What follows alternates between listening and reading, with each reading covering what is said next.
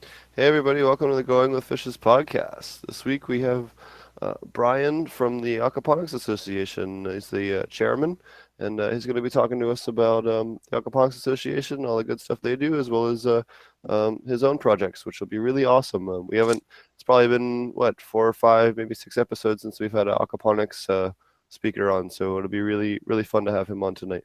And we got Marty just popping in. All right. As always, we have Tommy J. Hey there. We Glad to be got here this week. Roger from True Aquaponics with us again this week. We got Mr. Green Jeans. Howdy, folks. Sorry I was a little slow. Got Mr. Green Jeans. Hey everybody, we're here. I'm gonna go off and try to come on again with the phone. Maybe that's gonna be faster. Oh no, your it's audio's great coming in. Audio's coming in great right now, buddy.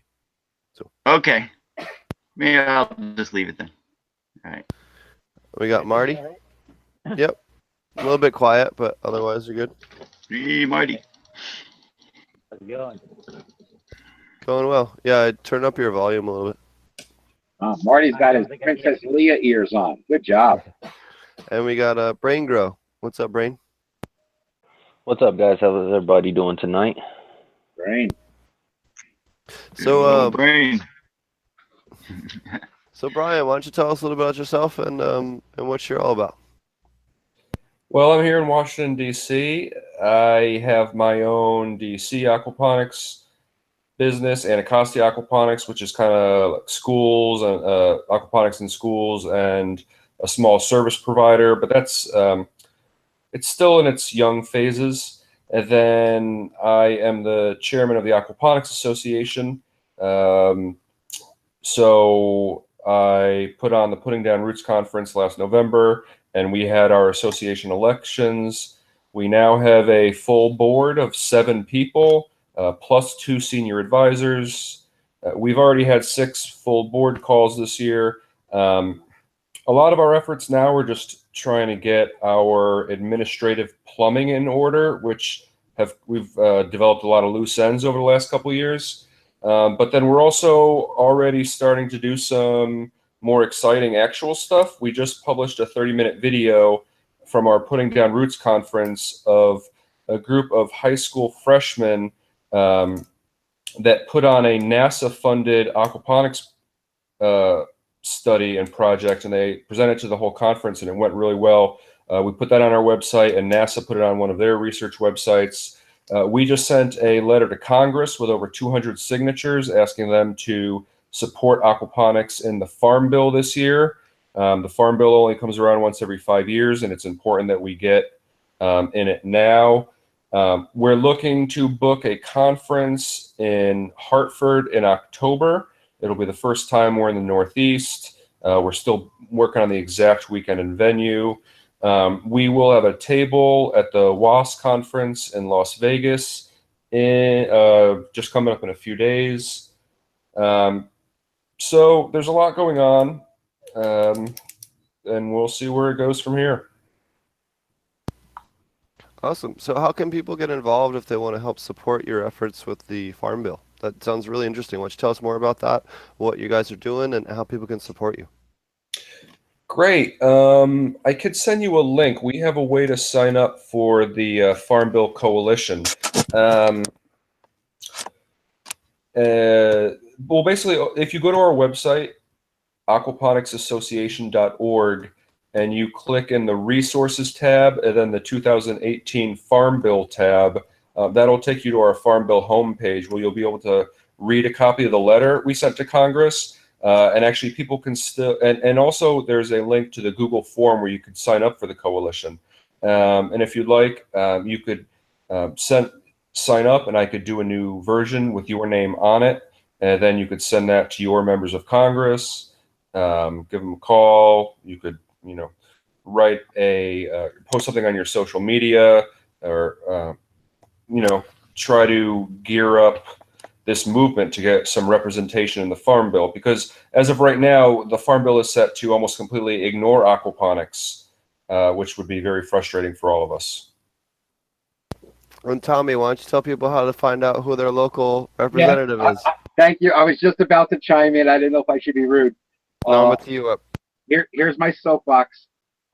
Everybody get out your cell phone and you type the word resist, RESIST, to this message number 50409. And you can also look it up. It's called Resist Bot on Google. Just put Resist Bot in Google. It'll take you to the website. 100% free service. Doesn't matter where you are.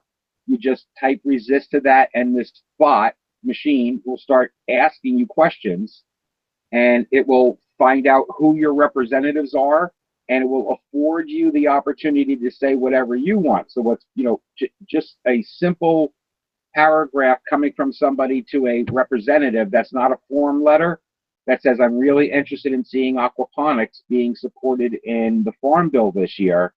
They'll send it to your Senate. They'll send it to your local. It's a really awesome service. So there's absolutely no reason, if you have a smartphone and we're asking you to do something and you don't do it, well, that's just sad. So that's how you get it done, guys and gals. Sounds good. Awesome. Awesome. So Thanks. why don't you tell us a little bit about Anacostia Aquaponics and what you're doing?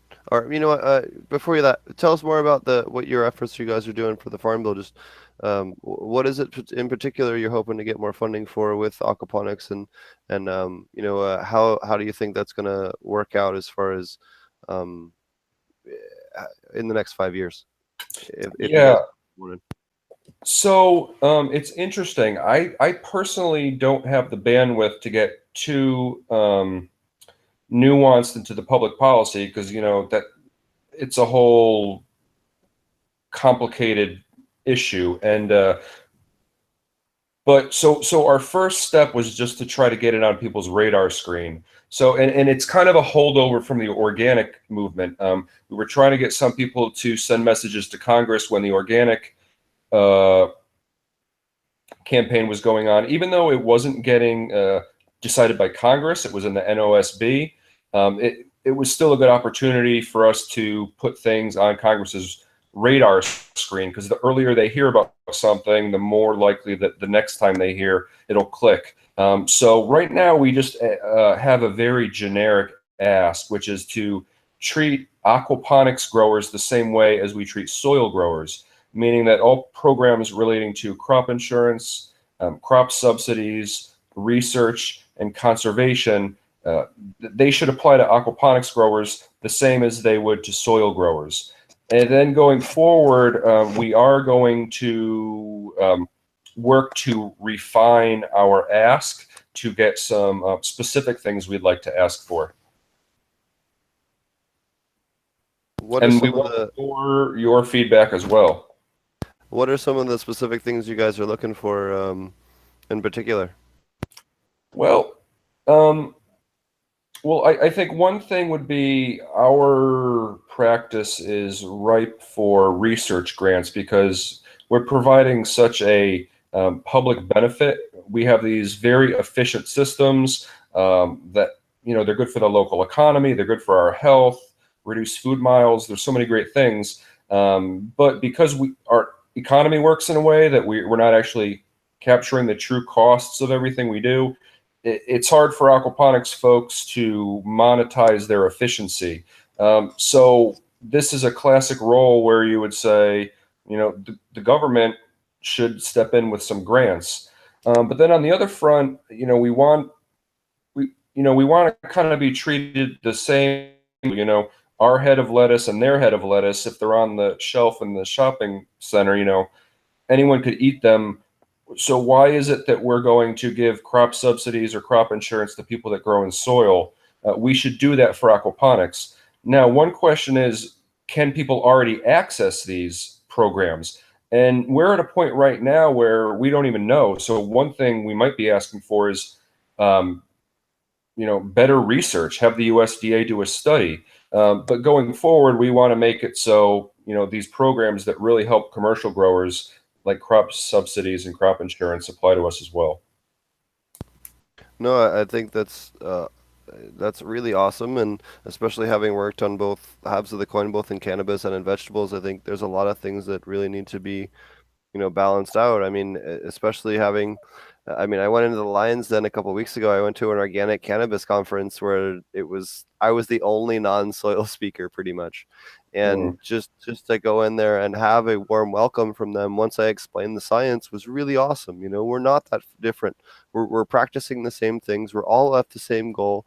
We're not enemies, and we need to stop trying to fight each other and just push towards sustainability and lack of water, reducing water use regardless of how you're doing it, be it with the methods that they use or the methods that we use. Either way, we need to all move towards a more efficient production, even if it's not aquaponics 100% of the time.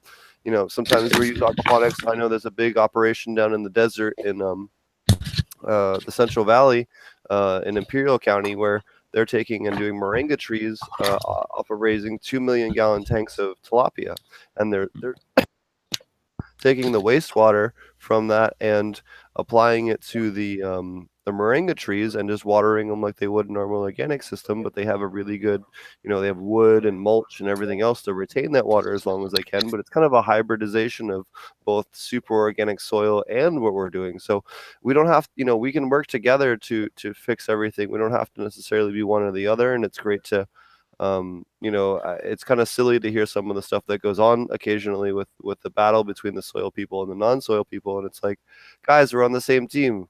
Like, we're all against the big chemical ag. Like, let's just focus on that and get stuff done, because we're all on the same team. This is silly, and it's great to hear I'd like to chime in for a second too, as far as the ag insurance.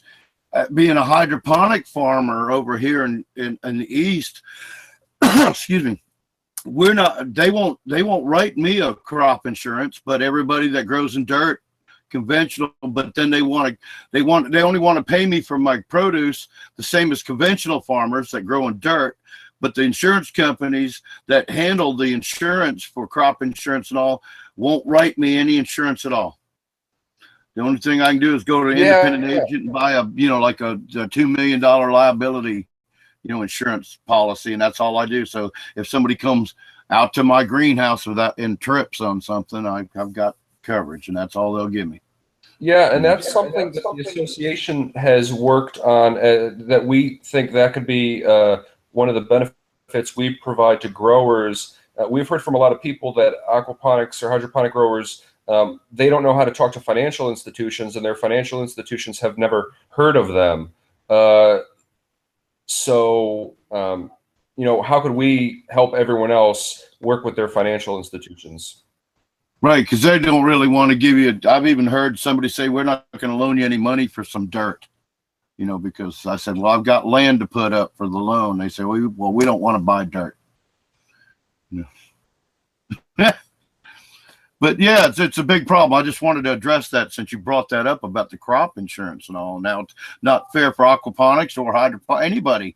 If you're legitimate and you go through the process of being licensed and certified, then you should be able to get the same insurance as everybody else. That's what I was getting at. Like everybody else.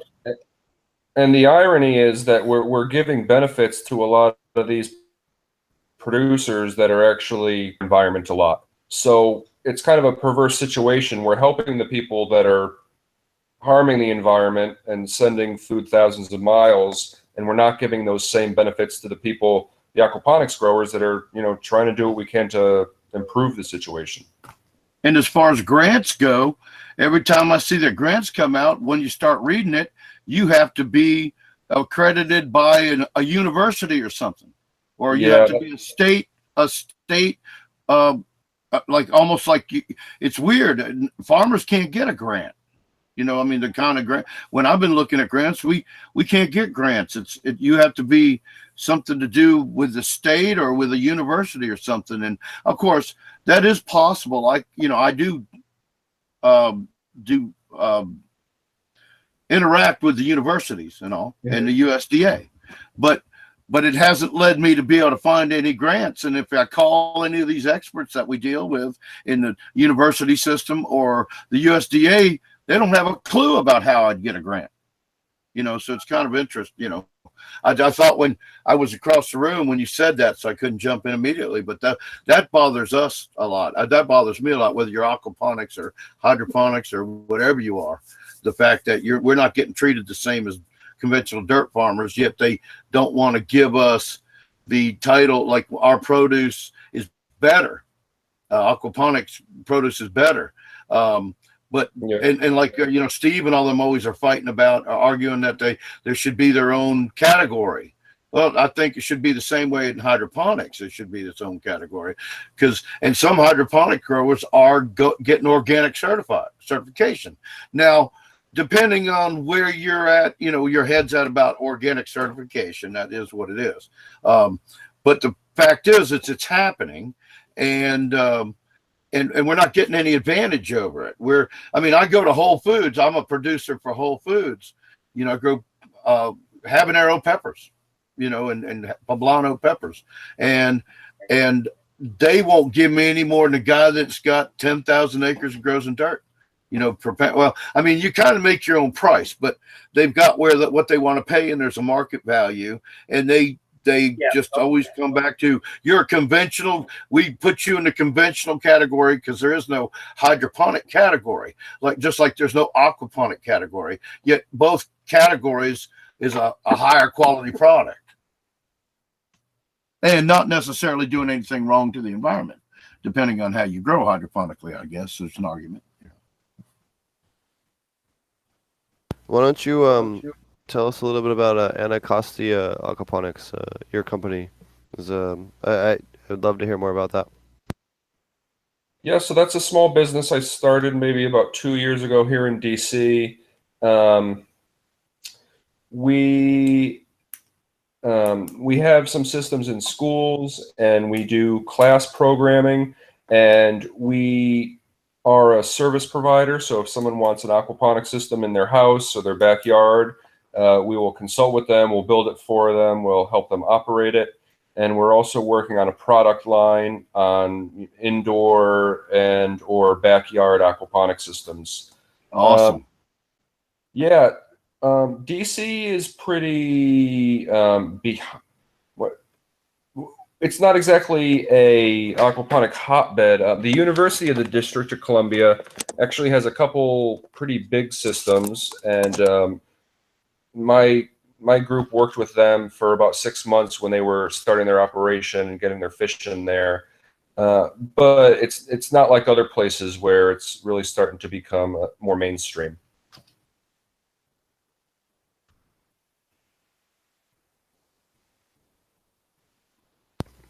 Why don't you tell us a little bit more about the Aquaponics Association? Well, we're plodding along. Like I said, Hartford in October. We were in Portland last November, and we had maybe somewhere, maybe like between 200 and 230 full-time guests or part-time guests.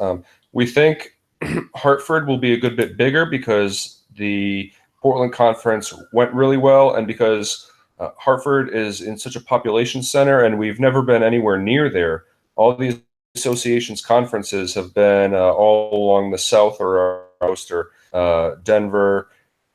So being in the Northeast is exciting. We don't know exactly. We're trying to figure out how many people we're going to shoot. Being in such a different location of the country and seeing what type of people will come out. And I don't know if you guys know Spencer Curry from Trifecta Ecosystems. His operation is out there, and we'll be able to tour some of his operations. And then Rob Torsellini from Bigelow Brook Farms is also in the area. We'll be able to tour some of his operations. So that'll be good. I have a question for you. So, you're obviously leading the charge in the aquaponics world. And sometimes we have some folks, on here that are kind of maybe new to aquaponics or, checking it out. As somebody who's a leader in the field, what would you say are the top 3 reasons why you would counsel someone to even consider aquaponics?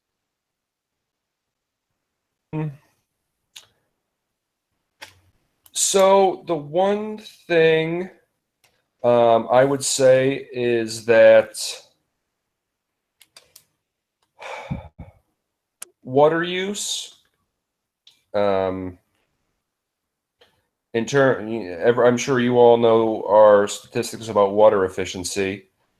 I mean, it's an interesting question because I wouldn't necessarily always counsel someone to do that because I don't know what everyone's finances are, and I think most of us probably know it's not a surefire economic success just yet. But I was helping You the want to be planet. able to teach them to grow, in other words, however it is, that whatever their budget is, you'll counsel them to grow whatever, however they can grow and have healthy food. They know where it comes from. Yeah. Well, yes. So I mean, my major benefits are the fact that you could do it anywhere. You could do it on a rooftop. You could do it in a desert. You could do it in a city. So you're drastically cutting down food miles. The water efficiency. The fact that it's closed loop, the fact that you could, eat your fish. For me, there's also I'm sorry, I know this isn't a neat, but there's also kind of an excitement aspect to it. The fact that we're in an industry that's still so new and evolving by the year. So if you're someone that likes to be, it's good for that reason as well. Thanks. See, that's another thing too. When you go and look at the national prices for produce and such like that, yeah, exactly what you said is so new. And again, I know it's a hydroponics, aquaponics discussion, but the same thing with the hydroponics. If you go look at it, there's not even a category, for what the produce, what a pepper or whether it be aquaponics or anything alternate other than the organic or the conventional gardening, so I think that's again something to address. And I've actually had there was a gentleman from the USDA that came to our conference, and I met with him here in DC. And that was one thing that I brought up to him, was the fact that aquaponics isn't even its own growing method on the USDA website. It's a sub heading of aquaculture, and that a lot of people feel, we kind of need to get some respect. He was open to that, and that's another thing that we'll start working on, is becoming our own category, not lumped in with other groups. He's I got a chance to speak to him in length about quite a few different topics, and he was a really great guy, and has been someone definitely worth staying in touch with. And I'm glad he took the time to come and learn and educate himself about the industry and what's going on. And it was really cool to see someone actually spend the extra time and learn about it. You see so many of these politicians that come in blind with no education. It was so nice to see one actually taking the time to educate himself, and I really thank him for that. We got a great Department of Agricultural head over here in Carolina too, but he actually was he took all the sheriffs to south of the border or whatever, or Carowinds or whatever, and had a meeting with all the sheriffs of all the counties to try to talk them into how we could legalize cannabis in South Carolina and take advantage of the windfall to help the agriculture out. So I'd say we got a pretty cool head of agriculture here in Carolina. Yeah. Just had to throw that in there. Yeah. Thank you, Hugh. Thank you, Hugh. One day, buddy. One day. So where do you take them, Georgia? For those of you that don't know about south of the border, why don't you educate people that aren't on the East Coast and don't live anywhere between Delaware and South Carolina about what south of the border is? Because there's a billboard for it. The very first billboard is in Delaware, and it is located in basically the southernmost part of South Carolina. Well, actually, it's in the southernmost. It's on the North Carolina, South Carolina border, and as is Carowinds. And maybe I am confused. Maybe it is down by Savannah, but if I'm not sure if it was Carowinds or south of the border, but it was either up around Rock Hill and Charlotte or down near Savannah. How about that? And it's a park. It's like it's somewhere you stop when you've been driving forever and you get to you get to near the border, you cross into the thing, and there's a little amusement park, and they got, concessions and hamburgers and hot dogs and pizzas, and it's a tourist trap. Yes. Yeah, thanks for clarifying. I totally thought you meant Mexico. Yeah, I thought this was a Taco Bell commercial.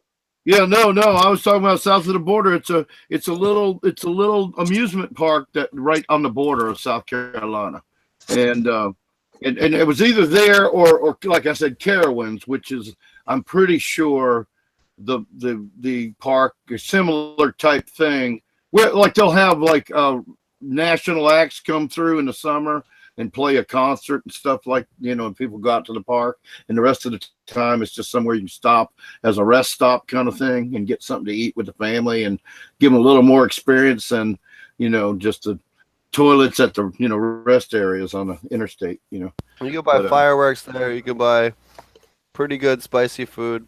Yep. And, Cheap cigarettes.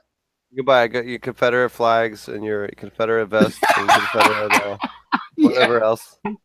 Torches. You can buy your American flags too. Yes, and your American flags and the Union flags, but just kidding. Why aren't Union flags a thing that people represent?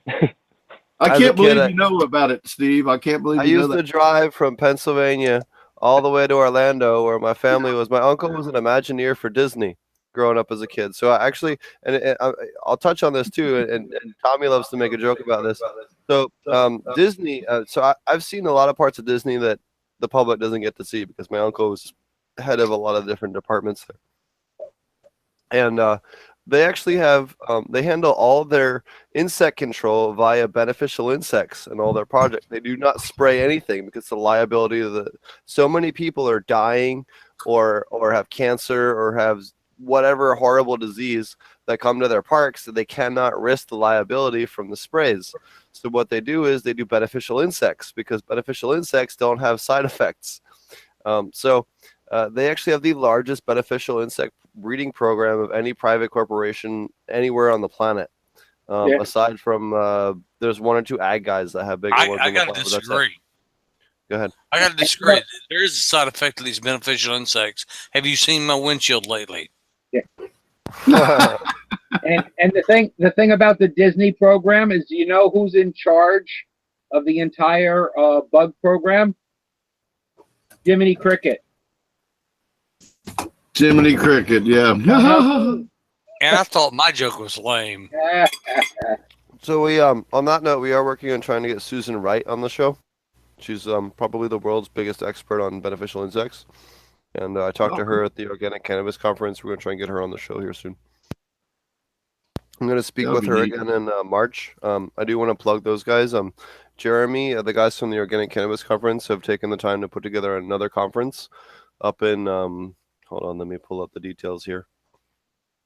Well, while you pull it up, Steve, doesn't Disney they incorporate aquaponics and hydroponics throughout the park, don't they?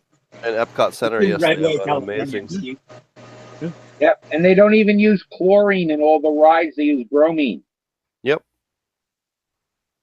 No, they're very eco-conscious for a large corporation. The next one I want to mention, people, they can go onto Eventbrite and type in Science of Organic Regenerative Cannabis Conference. The next one's going to be held in Humboldt.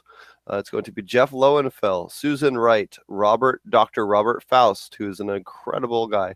He does a lot of work with enzymes and proteins and algae and kelp and stuff like that. Leighton Morrison from Kingdom Aquaponics, Dr. Efron, he's one of the leading doctors on mycorrhizae. Chip Osborne, Casey O'Neill, I'll be speaking there. Wendy Cronenberg and Josh Rutherford will all be speaking. And the cool thing is on March 14th and 15th, there's a 2-day intensive class with Dr. Elaine Ingram and Scott Scalamines and Leighton Morrison on microscopy and soil biology. So if you want to learn from Dr. Ingram and Scott, who's been on the show a couple weeks ago, specifically on what microbes are in your compost tea or in your soil, this is the class to go to. And Elaine's class is March 14th and 15th. The Humboldt conference is 16th, 17th, and 18th. I don't know which day who's speaking on what. We're still finalizing that. And that's in Redway, be... California. Just so you guys know, Humboldt's kind of a big place. So yeah. It's in Redway, California, which is right next to Garberville. Actually, are they going to videotape it and sell a video version, or so where you could, if you're not in California, you could actually see the class? I'm not sure. Not our gig. But Yeah. it's I always encourage that to all you guys out there. You know, make a video of your class. We'll pay a few bucks to watch the class. Yep. And so if you get enough of us to watch the class, you make a few bucks too. Definitely Steve check and I that out do if you're looking for that Yep. every few months. Yep. Yeah, I know. Sure.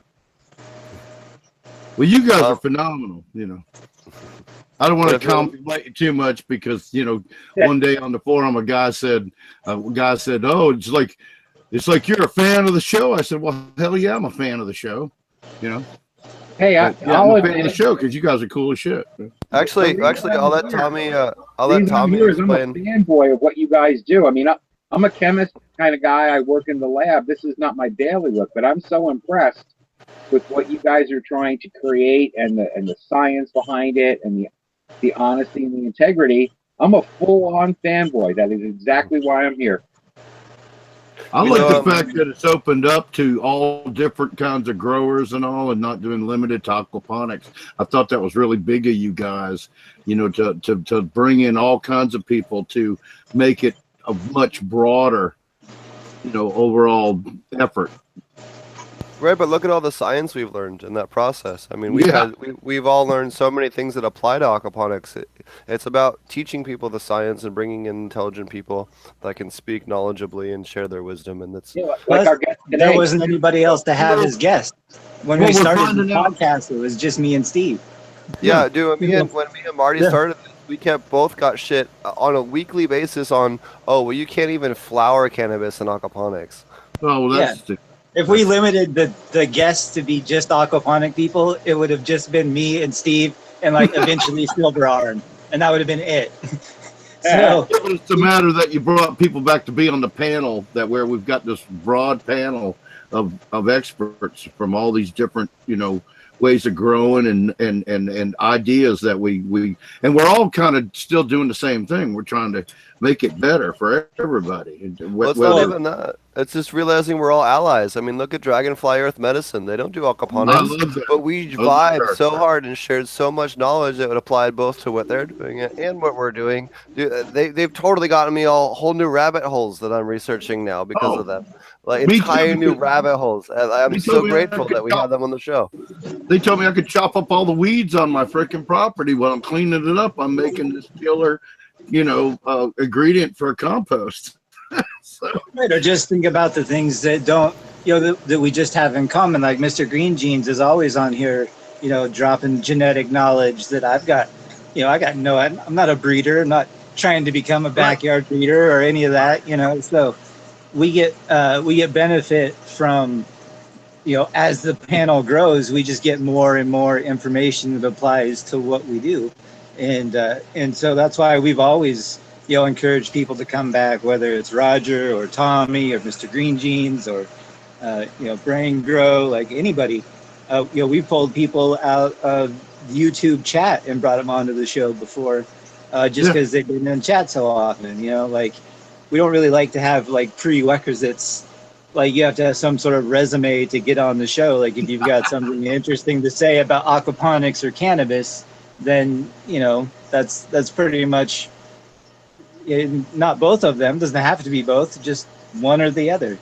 And it turns out aquaponics and cannabis span a lot of different topics, which have brought us a lot of really cool people. So it's been a lot of fun. Lighting people, terpene people, bug people, just good golly, the net has cast so wide. I think it's a really pretty awesome community you guys have started here.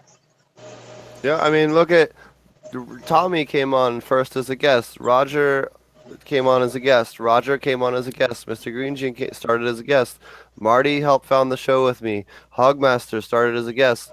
Brain Grow started as a guest. So all these people started as a guest, and you know what? They've wanting to contribute to the knowledge pool, and they're doing what we're doing. They're fighting the good fight, and they can provide good information and ask good questions, and that's how we build this, how we all learn, and how we keep pushing this forward. You know, I don't remember the last time someone told me I could not flower in aquaponics. You know, and I know that Marty and I got that on a daily basis when we started this show, and I after don't 2 know. years, I've I don't have smoked to some hear it Mark anymore. Flowers. For something he can't do, he's pretty damn good at it. And you've smoked mine. Oh, Hey yes. guys, I got to interject something here. Hey, Roger. So, with this pest issue that we're talking about, and I'm going back just a few minutes. Sure. Pest issue we're talking about. We're talking about bringing in all the beneficial insects, Yes. and that's great. I love the idea to bring in beneficial insects to help. But if plants weren't sick to begin with, they wouldn't need the beneficial insects, and that's the truth. Well, that's yes and no. That to a certain extent, but the plants can't fight off everything. Yeah, They can definitely I be agree. stronger, but Yeah. they can't fight off everything. But yes, and that's some of the things like everyone here knows I'm like the prophet of silica in aquaponics. I preach it, I preach it, I preach it because We it makes sell it a because night of- and day difference. Yep. And Go I ahead, do We Roger. sell think that, silica because of you. I do think that they can go hand in hand, but everybody that I've ever heard say that before in terms of like presenting it like the plant can fight off anything, I always ask them, I'll be like, all right, can I bring some spider mites into your room? And they always say no. Like they never take me up on it. I'll be like, I'll go find some outside. We'll go get some strawberry plants and we'll bring them in here and we'll shake them over the top of all of your plants that are perfectly healthy. I have a flamethrower. So yeah, bring your spider mites. It's all See, good. that's what I'm saying though. Like, so that I do completely agree with the fact that a healthy plant will fight off a whole hell of a lot more infestations than one that's not healthy. And I do think that it not being healthy will trigger different things. Like if you listen to, I believe it was in the Jeff Lowenfeld's podcast, we talked about different enzymes triggering different responses in the plant. And he was talking about that. And that definitely applies here in that situation too, where, you know, essentially the idea is the plant is sending out signals that it needs to be eaten because it's unhealthy and needs to die and start over. So that's the signal that you're sending out, and you'll be fighting that as long as you have an unhealthy plant. So your beneficial insects aren't going to overcome an unhealthy plant that's constantly signaling insects to come eat it. So I do think they go hand in hand. You need a healthy plant and beneficial insects. And that's the point I was trying to make is if your plant is unhealthy, nature says kill the plant. Yeah. Get rid of the plant. So if we fight that off to begin with, we end up with healthier plants, right? And yes, we still need the beneficial insects. Don't get me wrong. Ladybugs, praying mantis, whatever you need. It's out there. Use them to help stave it off. But if your plants aren't healthy, not only do you have these pests coming in and getting after your plants, but you also get a plant that is unhealthy for you. And that's what people don't understand. Now, you guys probably do understand that, but most people don't. If they don't get the proper nutrients, and nitrate is just one of those nutrients. It's the main nutrient, but if they don't get iron and potassium and calcium and the whole link that you got out there of nutrients, they're not going to be good to eat or good to smoke or whatever. Ingest, yeah. Yeah, for sure. I'm totally on board with that. I feel like it gets misconstrued. The concept gets misconstrued in that if you have a healthy plant, you'll just never see spider mites ever, or you'll never see aphids ever, or some different things like that. And you will still see them in your garden, and they'll be much easier to treat if you have healthy plants. But it's not like aphids can't or just take over, or even grasshoppers if you're outside. Like if you've ever seen like a wave of grasshoppers come through an area, they can definitely just devastate even healthy plants. But they definitely don't start out with those, and they do flock to unhealthy plants and eat those. So I do think that there's like, there's a spectrum of it for sure, but absolutely healthy plants and beneficial insects both are the ideal situation that we're going for, so that both our plant and our environment can fight off an infestation that will eventually come in. Like, especially if you're dealing with plants that are coming in from different places. If you get them at, like we talked about, coming from the farmer's market or from the co-op or your buddy that you got clones from, or, we always talk about quarantining them, because anytime you bring plants in from the outside, you run into a risk of getting an infestation and then dealing with it from there. So yeah, definitely. Take that as a warning, everybody. Yeah, you never want to bring any new plants into your healthy garden unless you really know what you're doing. Especially not strawberries, right, Marty? they're everywhere, man. I'm telling you, spider mites are all over strawberry plants, and you just don't see them. They don't show signs of it or whatever. But Here in Texas, All spider mites hitchhike, and they just go everywhere. Yep. So we get them nonstop. We get aphids nonstop, and yeah, I agree. No matter how healthy your plant is, it is subject to be invaded by a pest.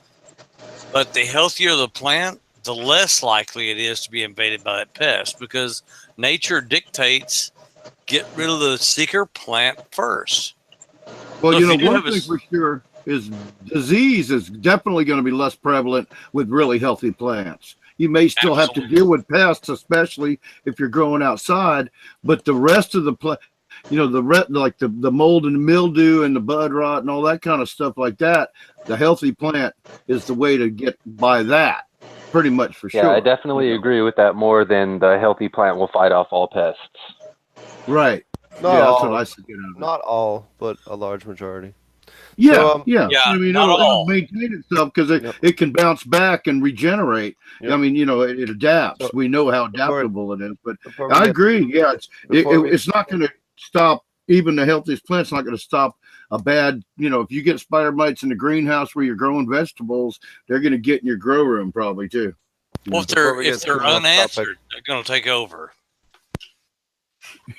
Before we get too off topic, I want to make sure we wrap things up here with Brian. Brian, what other things have you been working on? And then you guys recently had a conference this past November. I know you guys did a lot of different cool things. Do you want to talk a little bit about that, and a little about maybe out next year, and why people should come see the next one? Yeah, so the Putting Down Roots conference in Portland, it was 2 full days, Friday and Saturday, and then about a half day Sunday. There was a tour on Friday morning of a local aquaponics build that was trying to replicate a commercial model of a system that it was still underway. The tour on Saturday, first we went to Live Local Organic, which is a certified organic aquaponic basil greenhouse in Portland, Oregon. So, excuse me, not a greenhouse, a warehouse. So that was exciting. Seeing people do it in an alternate. Then up on Saturday, we went to a food hub where people come together for processing and packaging and the things that a lot of different food producers need. Then we had 4 different tracks of classes. A track on aquaponics and STEM education, commercial aquaponics, research and food safety, and community aquaponics, which focuses more on the philanthropy and subsistence growing for yourself. And these happen to also be the 4 we're looking to form on the association.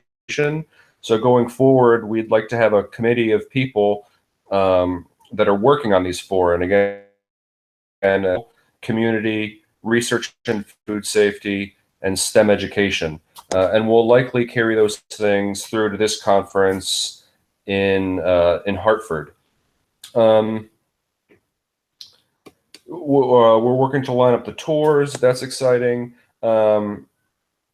So another thing that's one of my personal projects that I really like that I haven't had much time to focus on it lately, but it's on my back burner, is trying to true cost accounting in our economy.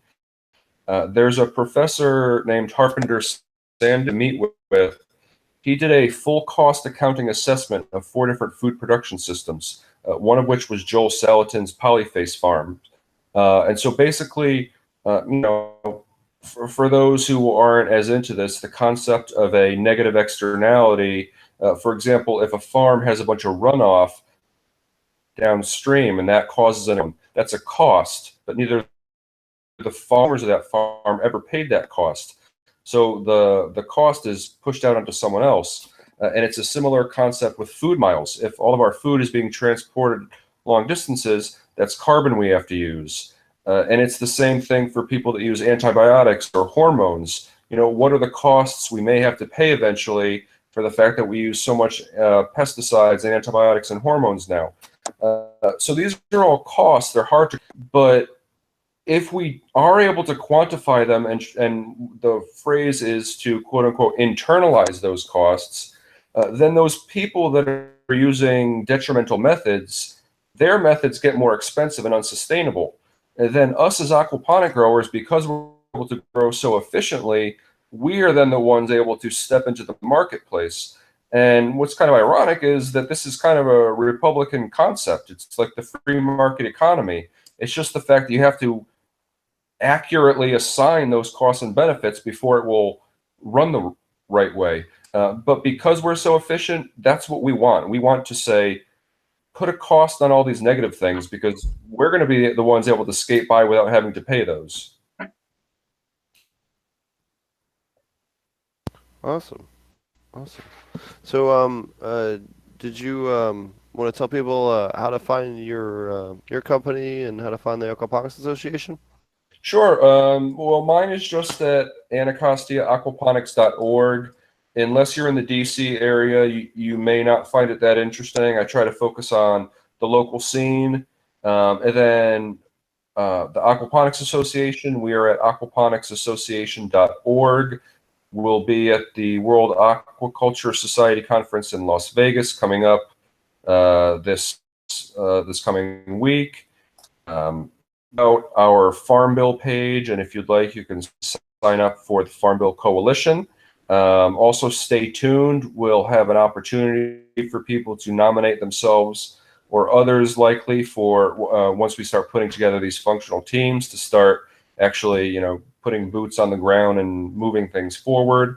Like I said, right now, we're working on a lot of administrative loose ends, a lot of, heavy lifting behind the scenes. Hopefully, we're able to move forward on some more fun stuff in the coming months. Also, check out the video we just posted about the students that had a NASA grant. And also, there will be more video content from us coming out in the coming months, some more highlight videos from putting down root speakers like Nick Savadov and Angela Tenbrook. And also, then Aquaponics Association members will have access to those full videos on our Vimeo site. So those things will start being rolled out in, like I said, in the weeks and months to come. Oh, nice to at least see somebody on the East Coast. I didn't realize that when I first popped in. I was a little late today, but yeah, you're just a day's drive for me. So yeah, one day. Like I said, Hartford in October should be fun. Sounds Yeah, good. definitely respect to your company, man, for trying to build people up as assistants farmers. Oh, well, yeah, thank you. And I think that's another good point is that, there's a lot of different angles here. There's the commercial side, but then a lot of people are in aquaponics just to, supplement their own diet. And a lot of it is, it's in very, very choice for them to know where their food comes from. And we're trying to make sure we help those people too with our community focus, not just the commercial. That's the biggest part of it. Yeah, I try to make it help out the local people and the small growers so they can grow their. They're very easy to manage once they understand it. They don't understand it at first. That's a big thing. Sometimes they go nuts because they're they go, oh, there's a pump, and you have to, but it's so great to show people how to, to build any kind of system or grow something. And I find the people that are getting into it are older. A lot of the people that are coming in the industry growing anything, whether it be food or cannabis, are above 50. They're finally they're feeling like they got this freedom. There's data to back it up, and the information released by Library of Congress several years ago, all confirmed to them that it wasn't dangerous and cannabis had a good thing, and with the food especially though. Well, I'm getting sideways again, but yeah, I think it's great what you're doing. That's fantastic. Sorry about that. We're having some conductivity issues on our end. Tommy will be back here in a second. The router here had to be rebooted. I saw some things flashing around. I saw badges going bop, bop, bop. Yeah. Like a video game. Thanks, Brain Grow for our.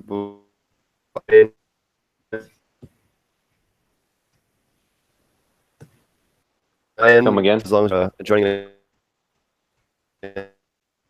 what you're doing. Yeah. Hey.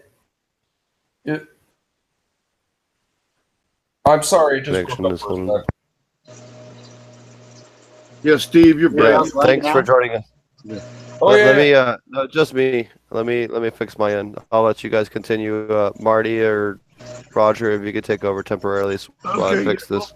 We'll be good. Right. We'll be good. Where's Marty at? Marty, what you got going there, buddy?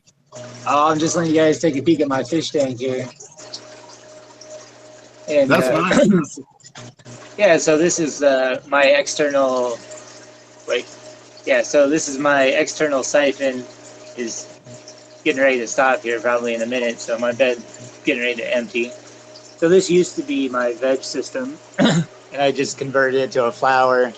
And I haven't there. Well, the system is still in veg, so I'm still on a veg lighting system, but it's in my flower room now, and I have these CMH lights up here. So these are ceramic metal halide. So this is the first time I've done ceramic metal halide with aquaponics. So I have that on this side, and then over here will still be the LED side that you guys were looking at before. We did the last couple of grows, but this will be the ceramic metal halide side. And dual root zone pots like we talked about so often. And got my, in here we got wheatgrass. There's a whole bunch of little like mustard greens and all kinds of stuff in here that'll be coming up pretty soon. These are sunflower seeds. So we eat those as microgreens. What else do we have in there? Really? Some kale will be popping up. And the same thing over here. You can see a whole bunch of little sprouts in there. So we'll be growing a lot, pretty much all of our own greens and stuff. Again, pretty soon now that I got the flower room kind of set up again and rearrange stuff. But so this is a pretty simple system. It's just a bed that's set on top of a couple of supports. So these are actually separate. I can slide this bed back and forth if I want to. And it's just over the top of this aquarium tank here. And my external siphon, a few fish in there. So this is just a loop siphon. So my bed fills up to here.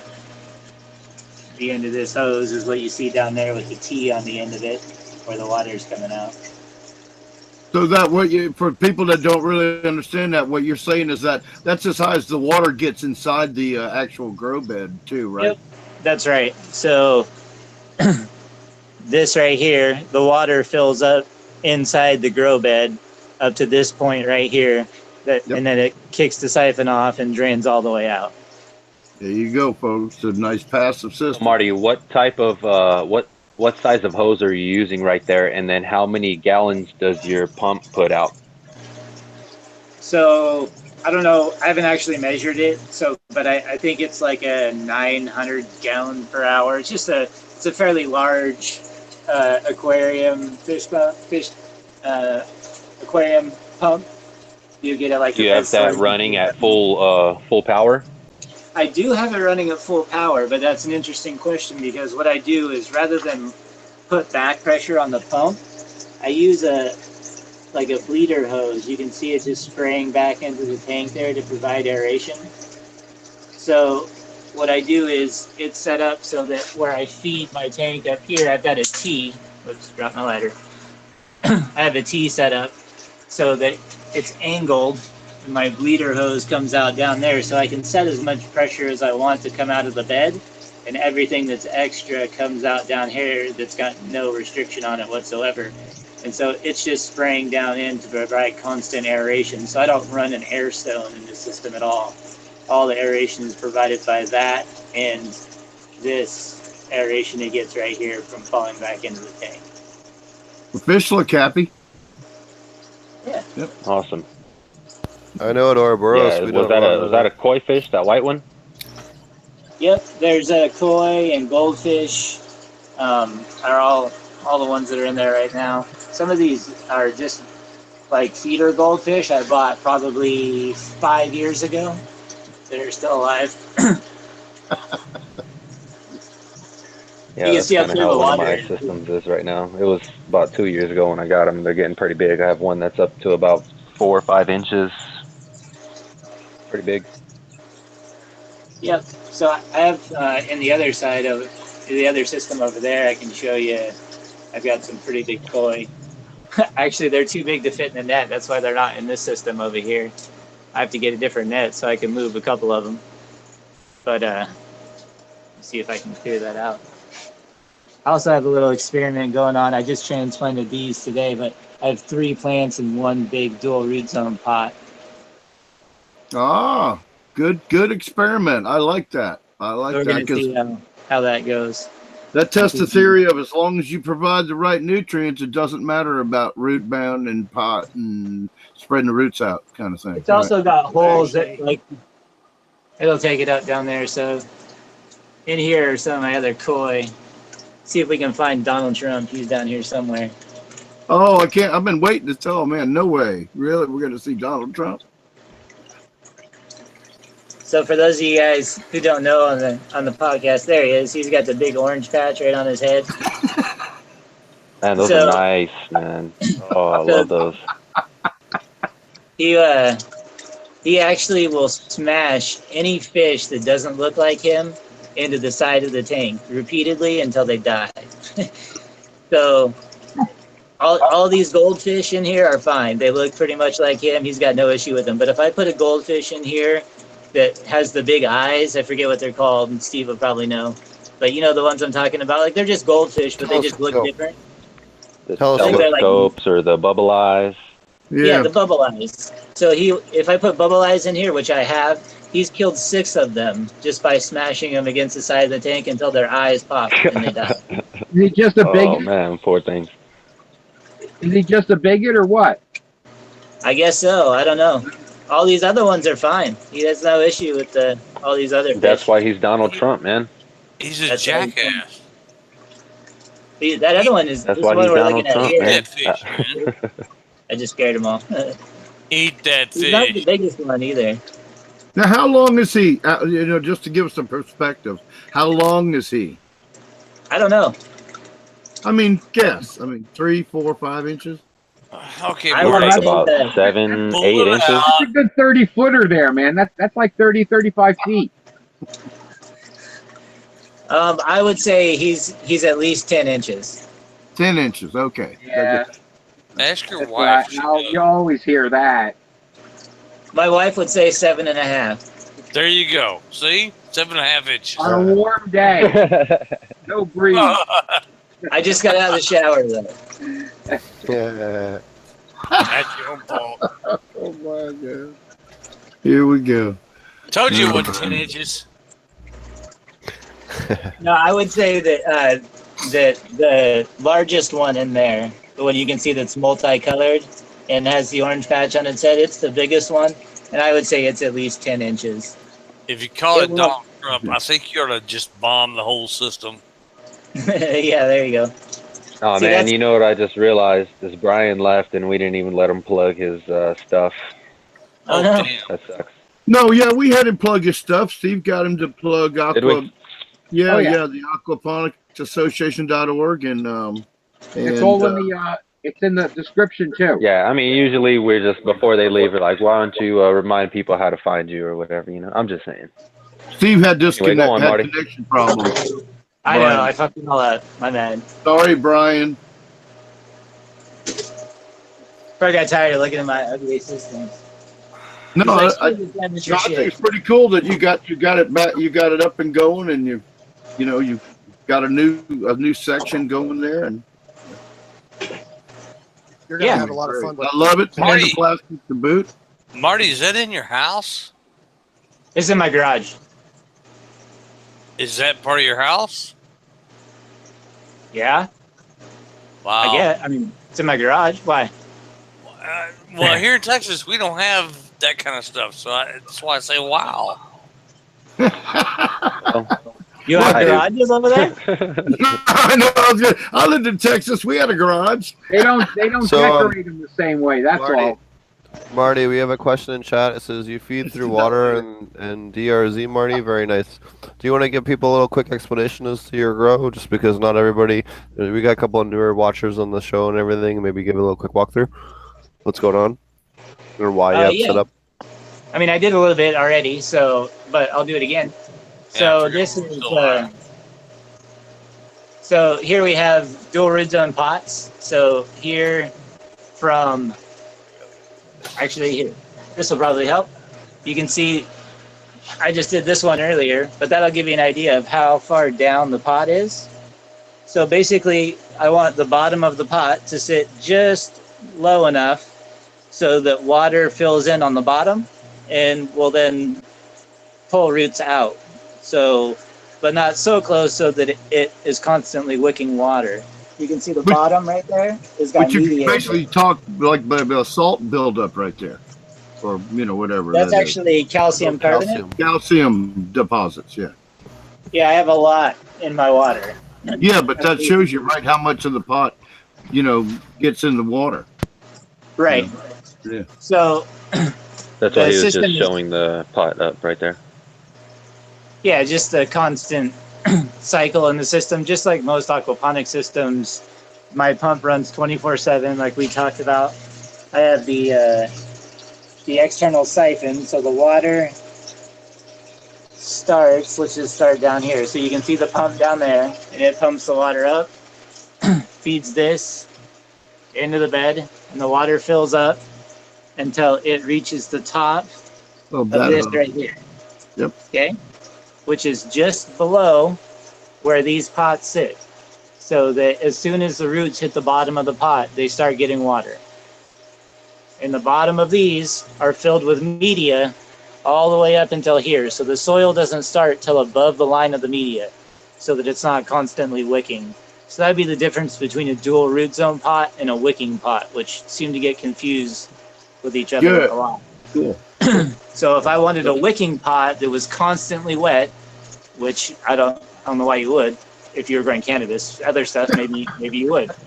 But You don't. you would just have soil in all of these all the way to the bottom. But in this case, everything that's below the line right here and the inside of this pot is full of media.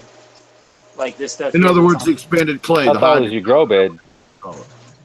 this grow bed is only 8 Pretty- inches. You can see it's just two 2x4s. Yeah, I was So watching your building- YouTube video and I I had a see, few and those- I was questions gonna prepared bring for you. I was like, those look like 2x4, so it's probably about 8 inches. Just wanted to clear a few things up, Yeah, no worries. And I wanted to mention that, as always, I see you've applied your. I just make it out of 8-foot boards, right, Marty? That's right. That's right. 8 Right, foot with that boards. pond liner, that awesome, what is that, Ultra Scrim? Is that what it is, Marty? So I believe this is called Durascrim. or Ultra. Maybe it's Ultra Scrim. Something It's like that. you got Ultra Scrim. Oh yeah, Roger knows.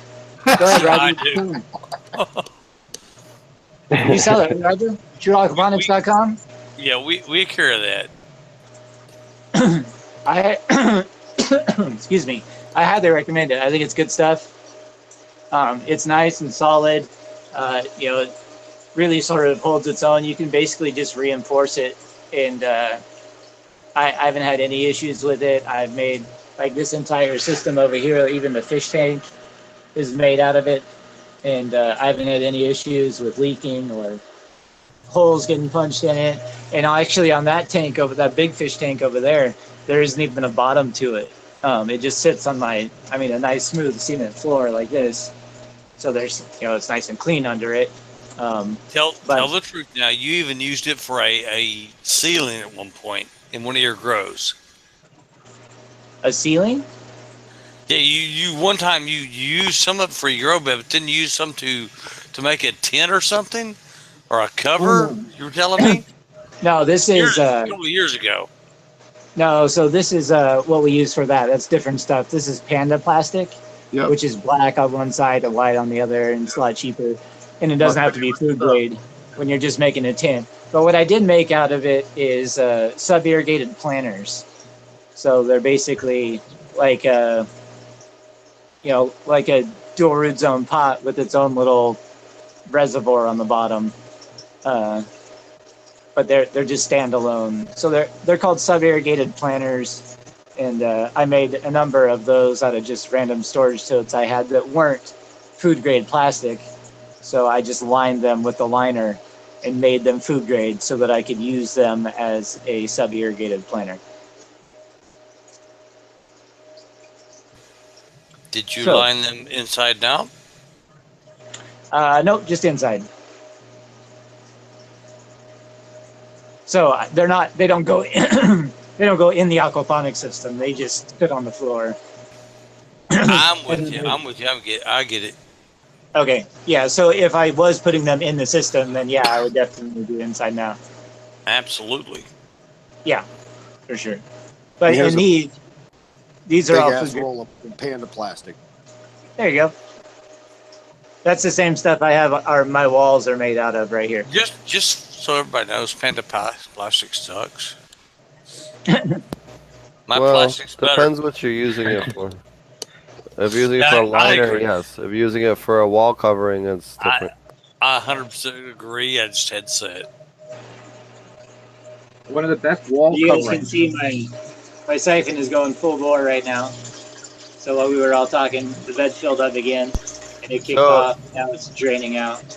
We had a question from chat. Is something going wrong?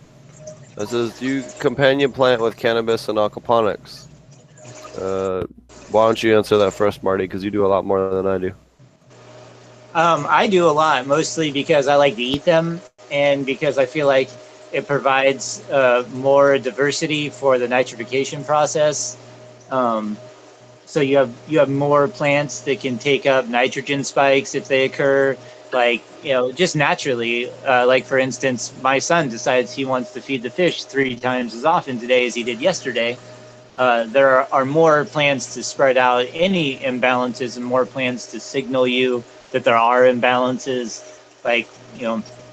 For instance, I'll be able to see nutrient deficiencies in other plants or other growth rates before they'll show up in the larger cannabis plants. In some cases, some of them you'll be able to use them as a place to treat insects, infestations. Diagnostic tool. Yeah, just as a way to be able to see them. Like, for instance, we talked about strawberry plants. They don't really show damage from spider mites. But on that same spectrum, you have mint plants that show damage almost immediately. They start showing leaf damage and little white spots, and their growth, the color of the leaf changes. So they respond very quickly when they get infested with spider mites, and you can see it fast, and they can act as bait plants. And then if you want, you can pull them out. Now, I definitely recommend keeping mint contained because it'll take over an entire grow bed. if you want to have it in your system, which I probably will in one of these corners. I'll probably plant a mint and a sage and a couple of other things, but inside of a dual root zone pot, so their roots can't just take over, or they'll spread over a whole bed and take over, and that will be the only companion plant that you have to your cannabis, as opposed to multiple ones. So I prefer using things like greens. I stay away from things that fruit or flower. So, obviously cauliflower isn't a fruit, but it is going to take up a lot of nutrients out of your system that aren't nitrogen. I do grow kale, which takes up a considerable amount of calcium. And part of that is because, like we saw before, I get a lot of calcium carbonate build up in my system, and I want to take up as much as I can. So I use them as a means to take up and show imbalances in the system, whether it's like a nitrogen spike or seeing and being able to diagnose deficiencies. Also remember, especially in smaller systems, brassicas, anything broccoli, cauliflower, anything in the mustard family, kale, collard greens, is a pretty wide range of plants. They love to pull sodium. So if your sodium ends up pretty high in your water tests, or your high salt levels, that can be a great way to help pull and draw that sodium out of your system. At the same time, basil can be great for letting you know when your iron is very depleted. It shows magnesium deficiency very quickly as well. So, some of these very quick growing, fast acting plants, just like Marty's talking about, can be great indicator plants so that before the cannabis is stressing. Yeah, also for the folks just doing veggies or whatever in their aquaponic system, basil, just Genovese basil, is a telltale sign for you up front, just like Steve said. And if you don't have proper nutrition, and when I say nutrition, I'm not talking about just nitrate. The minerals got to be there: iron, potassium, magnesium. If you overdo any of them, it's going to hurt your plants in the long run. No matter what plants you're growing, it's going to hurt them. So keep that in mind.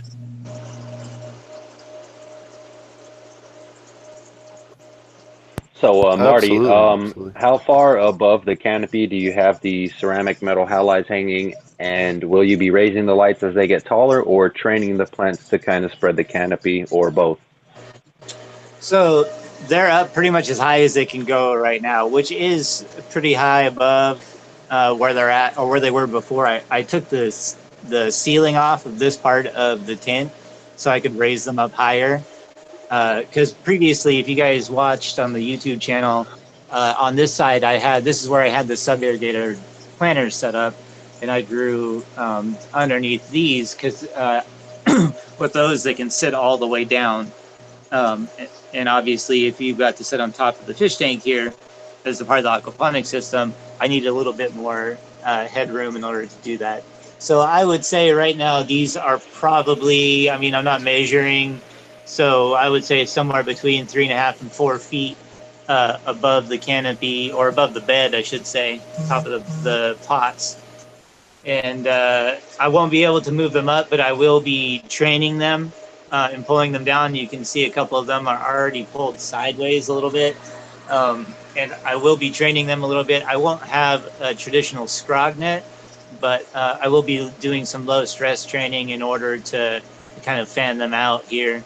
But for the most part, I'm going for a little bit higher plant density count as opposed to larger plants, just because I'm limited on headspace. Awesome. They got you stuck on plant counts, yeah? We're spoiled down here still. Yep, still stuck on plant counts. Can only grow for myself, even indoors. Here in Texas, we kind of just don't give a shit what they think. We just do what we want. We grow all we can. Basically. Once against the law, might as well grow all you can. Hogmaster, you had a pretty interesting video earlier. Do you want to give a little demonstration? I think you were trying to a little earlier. Yeah, give me just a few seconds to get back down there. Yeah. I'll let you set up, and when you're ready, just say something, and we'll switch over. I'll put the camera on you. Which one of you guys were laughing like they got what I said? Which one of you? Me, Brain Grow. I'm from Texas. Yeah, All I right, mean, sir.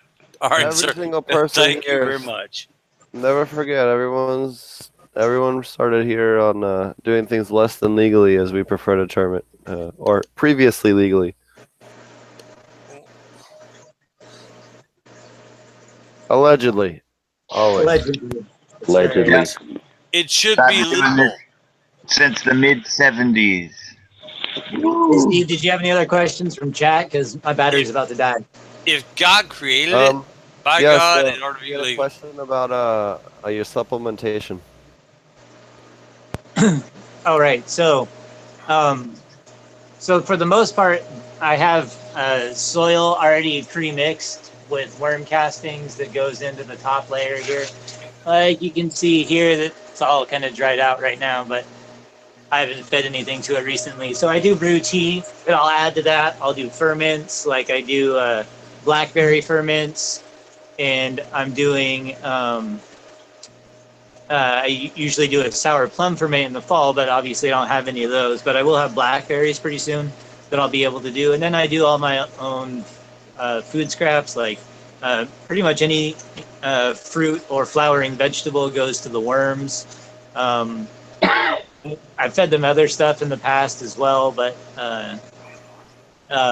like some stuff from Down to Earth, like BioLive and different things like that I've mixed into the soil. But for the last couple of runs, I've just done my own castings from my own food scraps, and that's what goes into the dual root zone, and that's what I feed into there. So I do also feed from the worm bin. I gather the water that that I rinse through that and feed to the worms, which would be more like a leachate than a tea, and I feed that into the media beds or into the dual root zone pot, and that's where all of my nutrient supplementation comes from. It is gets filtered through my worm bin, or it comes from food that I feed the fish, which the fish food I use is basically just commercial pellet food. It's I get it at my local co-op, and it's labeled organic, but it's not. I shouldn't say it's not like organic certified fish food. It's just touted as an organic option. I did take a look at a number of different fish foods and found all of their guaranteed analysis to be pretty much identical. So those are my inputs. Is all basically everything goes through fish food or worm food. Marty, how many gallons is your system? Both of my systems that we looked at right now are this around one right 150 gallons. This one right here? Yeah. Well, this is a 150 gallon tank that you see down here. And it's, I would say, 80% full. So Okay, 100 we'll just call it 150 gallons. Let's call it 200 gallons. I'm going to send you three doses of 3-week nutrient dose that we carry. I want you to, my guys, you gotta test it for 9 weeks. And at the end of the 9 weeks, hey, I'm the one that uses straight aquaponic media beds here. Hey, at the end of the 9 weeks, you tell me it ain't doing better, and I will kiss your butt. So I could definitely test that. Yeah, what's your pH? My pH is from 6.5 to 6.8. All right, not a problem. I'm going to send you 3 doses that should be put in every 3 weeks. And after the last dose, you tell me what you got. Live on the air, recorded, I want you to tell me what you got. But you got to agree not to put nothing else in there. No worm tea, nothing. Just what I said. I already have soil mixed with my own castings in each one of these pots. I understand, but in the future, it'll be there in 3 or 4 days. Well, I'm I anxious to understand see the that. I just results. want you to understand I've already added other stuff to these plants other than what you're sending me. So inside of these has nutrient content that's already been added to it through my own castings and soil. So it won't be just your supplementation in there. You'd have to have somebody do straight aquaponics without dual root zone. And that's what Brain Grow was just talking about. So he might. Okay, well, Now- find me somebody that can do straight Yeah, yeah. I aquaponics. was gonna say I use straight aquaponic media beds in some of my grows. I do like to use the dual root zones, but I also like to. I'm not gonna shit on dual root zone, but I like to keep it a little more real with the straight media beds and see what I can get out of that. You know what I mean? So right. Yeah, for sure. if you want, Like, I'll definitely try it out on my next grow. You know? Have you done a side by side yet? That's my question. No, yeah, no. if you Well, can do a okay. side by side, that'd be great. Because Okay, all of if my you- plants are side by already side. in dual root zone. if That's why I you've said seen that, Yeah. if you've Just seen so you're that, the purple pheno of that ninja fruit of the picture I posted in the aquaponics group Yeah, it looks yesterday, fire. a couple days ago. I'm not sure when it was, but that's the straight media bed pheno. And I also have the dual root zone one that was in the recirculating deep water culture that is doing amazing. So, I mean, So like I just so said, you're- I'm not definitely not trying to shit on dual root zone at all. I love dual root zone, you know? Just, For sure. just so you're aware, Marty's a convert. Marty started off just doing straight beds with the worm tea. Yeah. Yeah. I Correct me mean, if I'm wrong, yeah, Marty. yeah. I mean, I just like to see. Oh, I'm yeah. trying to really get to a point where I can do it just without dual root zone, just so I can really know exactly what's going on. And I have to Well- say, since I've been using the pumpkin as feed, I've been having some pretty awesome results, better than expected, to be completely honest. Yeah, Well, I think It's that pretty if you simple, look at straightforward. some of my first grow, like my first outdoor grow on my channel is there's no dual root zone on that, and it still came out phenomenal. And I've talked about the difference a number of times between the two of them, and doing straight media beds versus dual root zone, just the differences. And I think if you are stuck on a plant count, like I am, then you should definitely do a root zone. And for a number of reasons. But if you aren't stuck on a plant count and you have a whole bunch of plants to do, then it's going to be a lot of work in order to do that. I'm trying to get my camera to refocusing. So, if you've got 5,000 plants, then I can definitely see the argument of brewing a larger batch of tea and feeding it through a liquid-based system, as opposed to top dressing each one of them. But if you look at my last run that I did indoors with all dual root zone pots, that's what we're looking at right here. This is Gorilla Glue that I grew in the last run, and I didn't feed any tea to this. Now I can't get this focus again. There we go. So I didn't feed any tea or anything after that, other than I did add some castings to the top. I top dressed some more castings a couple of weeks in the flower, 1 week in the flower, and then about 4 weeks in the flower. And I didn't touch it again after that, and it came out amazing. So I do think that's kind of the main difference, is that when I grew without dual root zone, I had to add a lot of tea a lot more often, like once to twice a week, as opposed to once or twice a month. So that's my impressions after Definitely. doing Yeah, it both I'll ways. absolutely agree with that. Growing in the media beds, I'm probably feeding at least every 4 to 5 days regularly, just to keep my plants on track. So that is, we're talking about cannabis here. It feeds pretty heavy, so you need definitely way more than nitrates when you're talking about flowering. Now, do keep in mind also that the what I did on the last run, if you guys look at it, it was in the larger sized pots. So that was one plant right there. The jackhammer. Yeah, it's an old label. I did actually jackhammer. I did grow under these CMH lights in the sub-irrigated planters. I think that's like my third indoor grow. Your If you look plants at my look YouTube very channel. leggy. These are lanky. This is Gorilla Glue.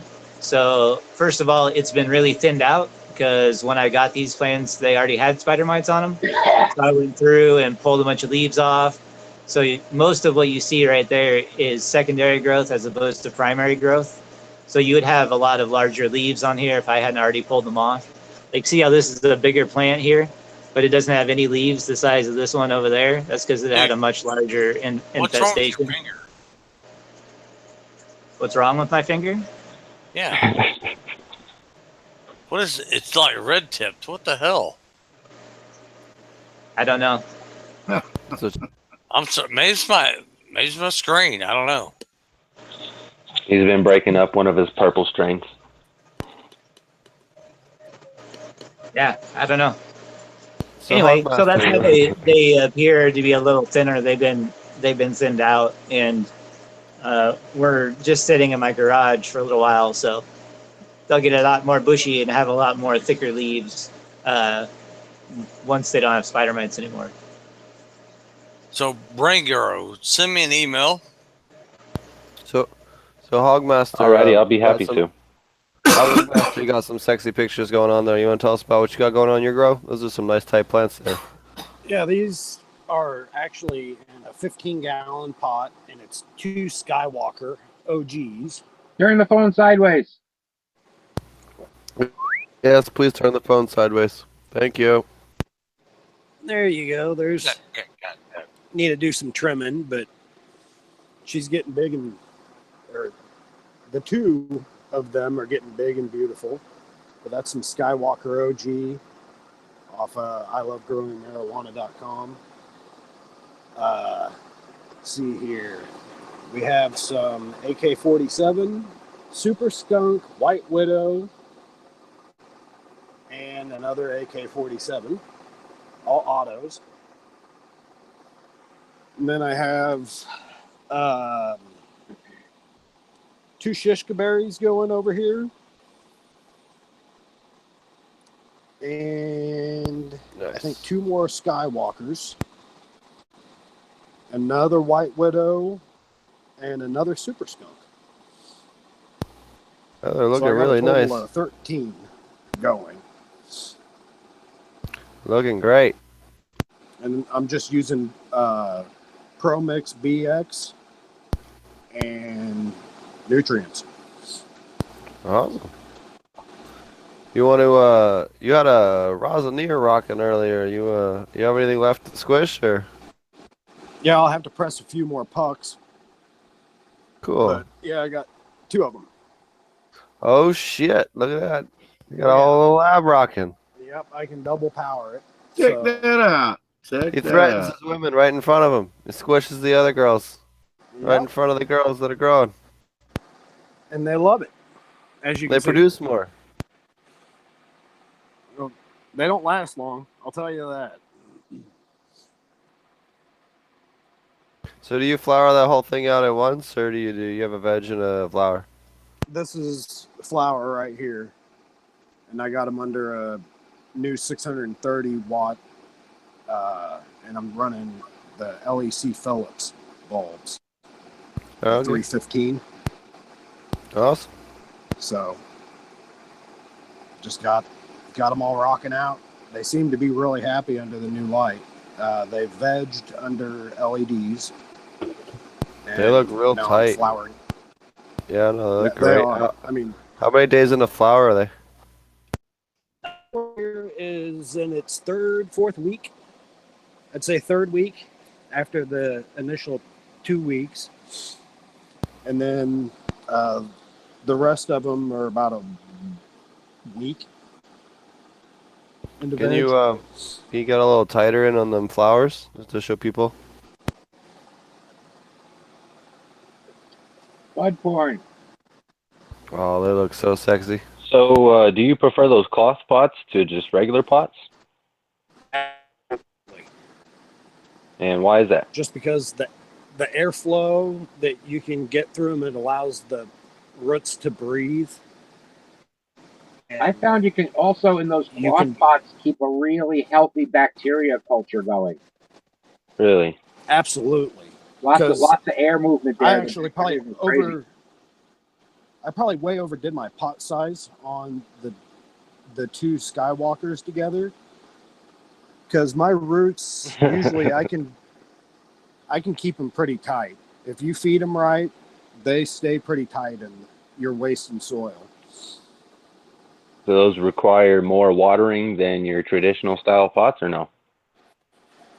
I'm watering these about every 2 to 3 days. Yep. In 3 days, they're getting pretty dry. Yeah, Pro Mix. When you're growing with Pro Mix, it generally is about 2 or 3 days. It And just the depends on nice how thing big the about these plant pots is. Most good soil is every 2 or 3 days. Yeah, Yeah, but and you can lift the pots Anything with and good aeration. feel the weight. Yeah, anything that's proper soil. it has a lot to do with how big the plant is. You know, in the younger stages of the plant, it doesn't. It's a lot. You know, it could even be 3 or 4 days sometimes. But you know, well, actually, you shouldn't have it in that big of a pot, in my opinion. But you know, where it takes 4 days. So I guess that part of it is being in the right size pot, and the other side is that in flower you're going to add, you know, more water more often. So do you reuse your soils? Here on this batch, I did. So this will be my last grow at this location, and then I'm heading to the East Coast. You're taking your soil with you, right? Sustainable practices, Oh, yeah, man. Sustainable practices. Moving on up to the east side. I'll tell you, I've been growing in Pro Mix for teaching purposes, and I actually have enjoyed it and had great results the last couple of years. And I reuse mine and recycle it. You know, I just clean it all up and get the roots out, and you know, I've got my own process. I'm not going to go sideways on that, but I do definitely reuse the Pro Mix. You know, after a plant, you know, just I let it dry out completely, so I can easily remove the root ball and all, and then I don't even remove all the roots from it completely. 60% of this big plant is recycled. Yep. Pro Mix. Cool. So. Yep. And it's the tightest one of the group. That's some nice leaves, man. That looks like a big old.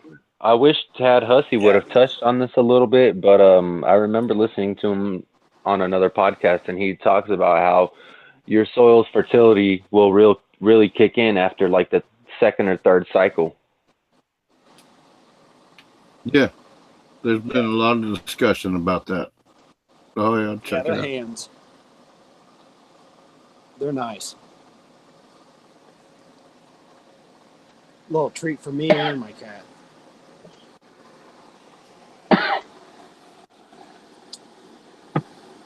But yeah, give me a few minutes and I'll throw a puck together and press it real quick.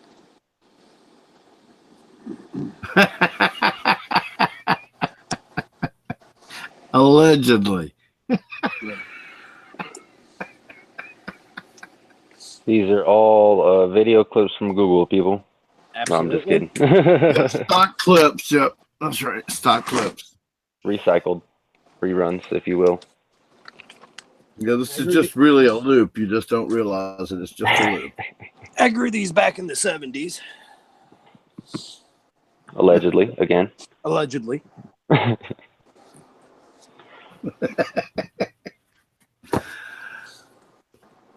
Well, looks like Steve dropped off on us again. Well, did Steve drop out? I was just gonna. Okay, well, no, I'll bypass connection issues, I guess. He's down in the other room. It sounds like he has Tourette's with his computer right now. I can imagine. I could hear him. Yeah, he's scaring the chickens. So what you got going on there, Green Jeans? Yeah. Got to get your mic there, Mr. Green Jeans. Yeah, unmute yourself, old man. Yeah, you're on mute. I will. I'm unmuted now. There you are. I'll turn off the video because that's supposedly making it close. Yeah, it was an amazing day. My wife's dad actually came in here and saw my plants. Like, you've been keeping his secret from him for 20 years, you know, and it's terrible because I've always tried to be out of the closet, you know, in so many ways, so to speak, you know, because of course I'm sort of it's a joke because I'm kind of growing in the closet. But I mean, I'm trying to, and I didn't want to keep this all secret from him, but I had to do it for her. But today, it was great. It was a great day. And also last week and everything, it was fantastic because I gave away a lot of product. I had a lot of extra because I grew that, I had all those Dutch genetics, the G13s and the AMS and the super criticals, and I had to test it all myself. It was brutal. I could barely stand it, guys. Oh my God, I'm not I'm not the super.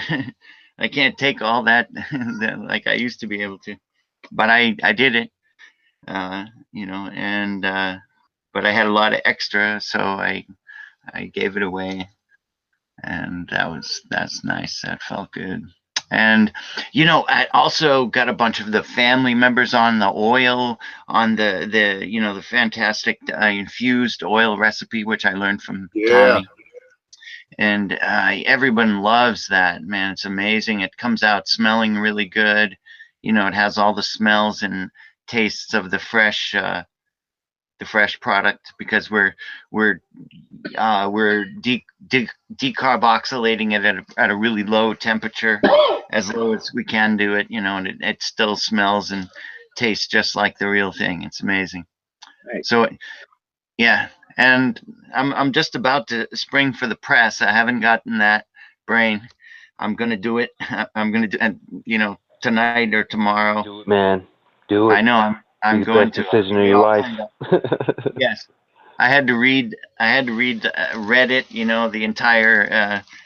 The thread on rosin all the way back to the beginning.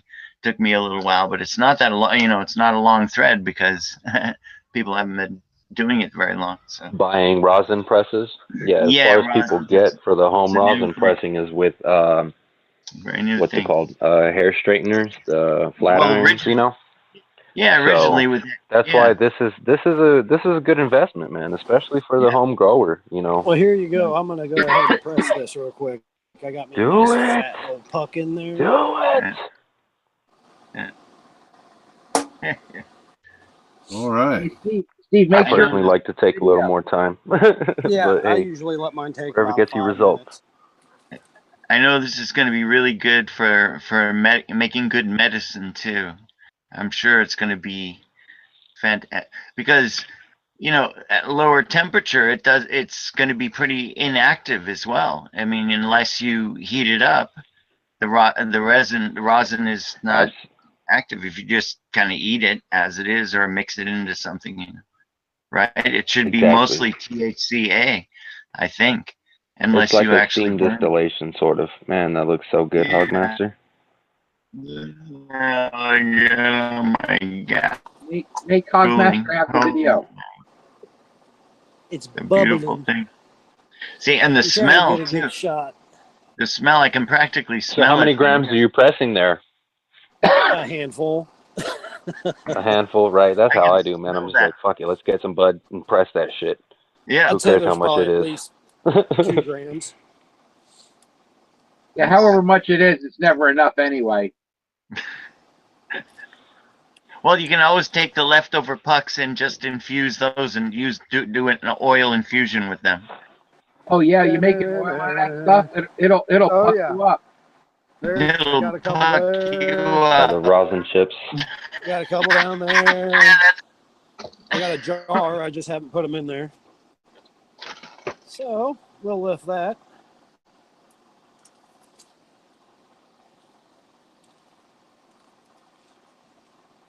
Dude, this is the ultimate path to both medicine and recreational. Talk about where recreation and medicine come together. This product is undeniably. Undeniably. I mean, if you want me to elaborate on that a little bit, since I've been playing with my rosin press a little bit, whenever you press out those purple buds, you get a lot of anthocyanin if it's more fresh, if it still has some moisture left in it, even when it's one day dry in your drying chamber of choice or whatever. stick that stuff on the rosin press, and you're going to squeeze out a lot of liquid, and it's going to take a little bit to get good at this and efficient. But when you press that out, like I said, it presses out a lot of anthocyanins, and if you really want to add to the medicinal potential of cannabis, you're going to want those anthocyanins in there because they are very antioxidant, you know. They're going to help fight those free radicals and whatnot. Totally. Yeah. Plus, one thing I've been looking forward to doing soon is making some honey that's purple, you know, because when I recently was messing around with the honey. That's why I asked Tommy about it, you know, maybe what, 3-4 weeks ago, something like that.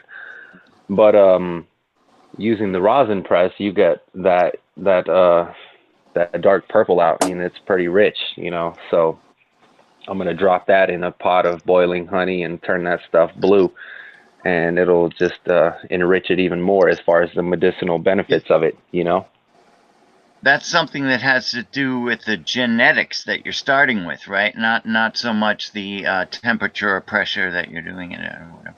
Right, yeah. I've had plants that get in the cold, and the most you'll get is a purple stem or something like that, you know. But this ninja fruit that I'm growing right now, that stuff is dark purple, man. Like super dark purple. Yeah, it's beautiful. Yeah. Thank you. I actually got lucky. My gold leaf had a little hint of purple in it, and I had a few buds that I was pressing that was coming out purple.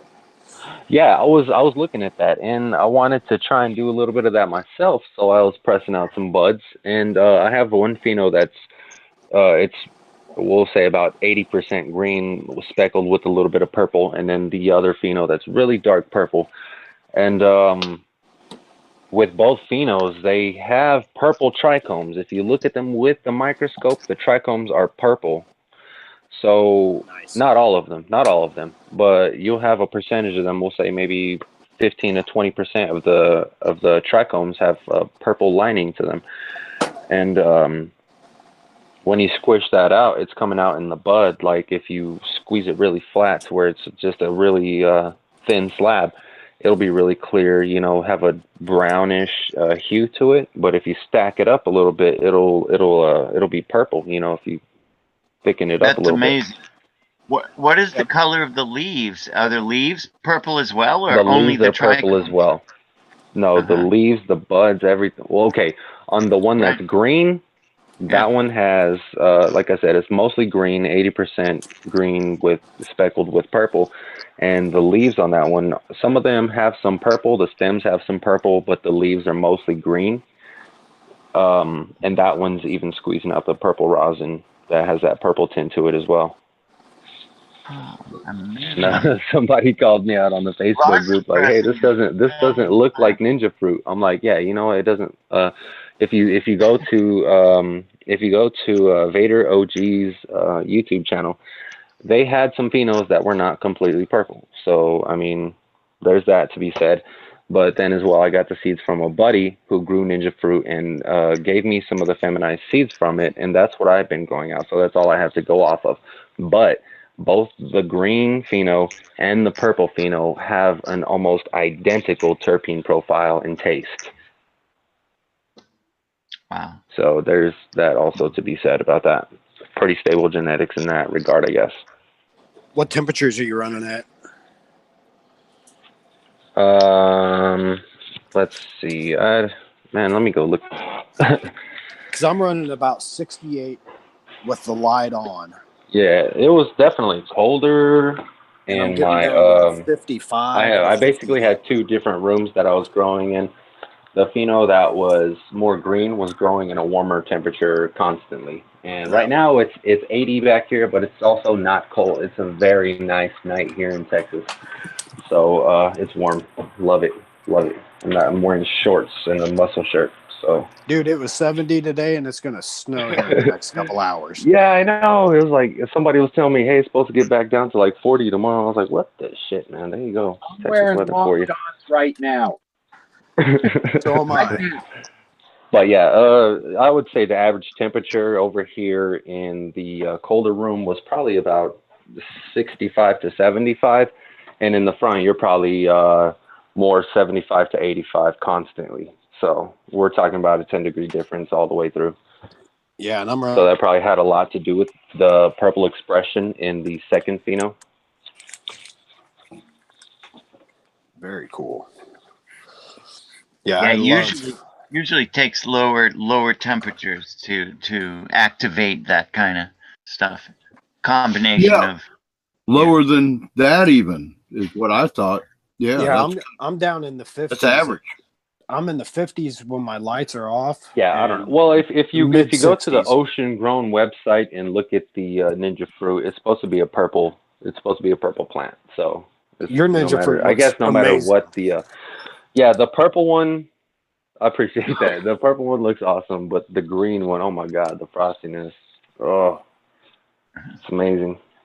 I haven't seen one I didn't like unless it had a lot of balls on it. Right. Yeah, none of mine have that, thankfully. They had it a little bit earlier whenever I stressed out the first pheno, but we got through that, and I haven't found any seeds. So I actually just chopped it down today. No offense. Pretty happy about that.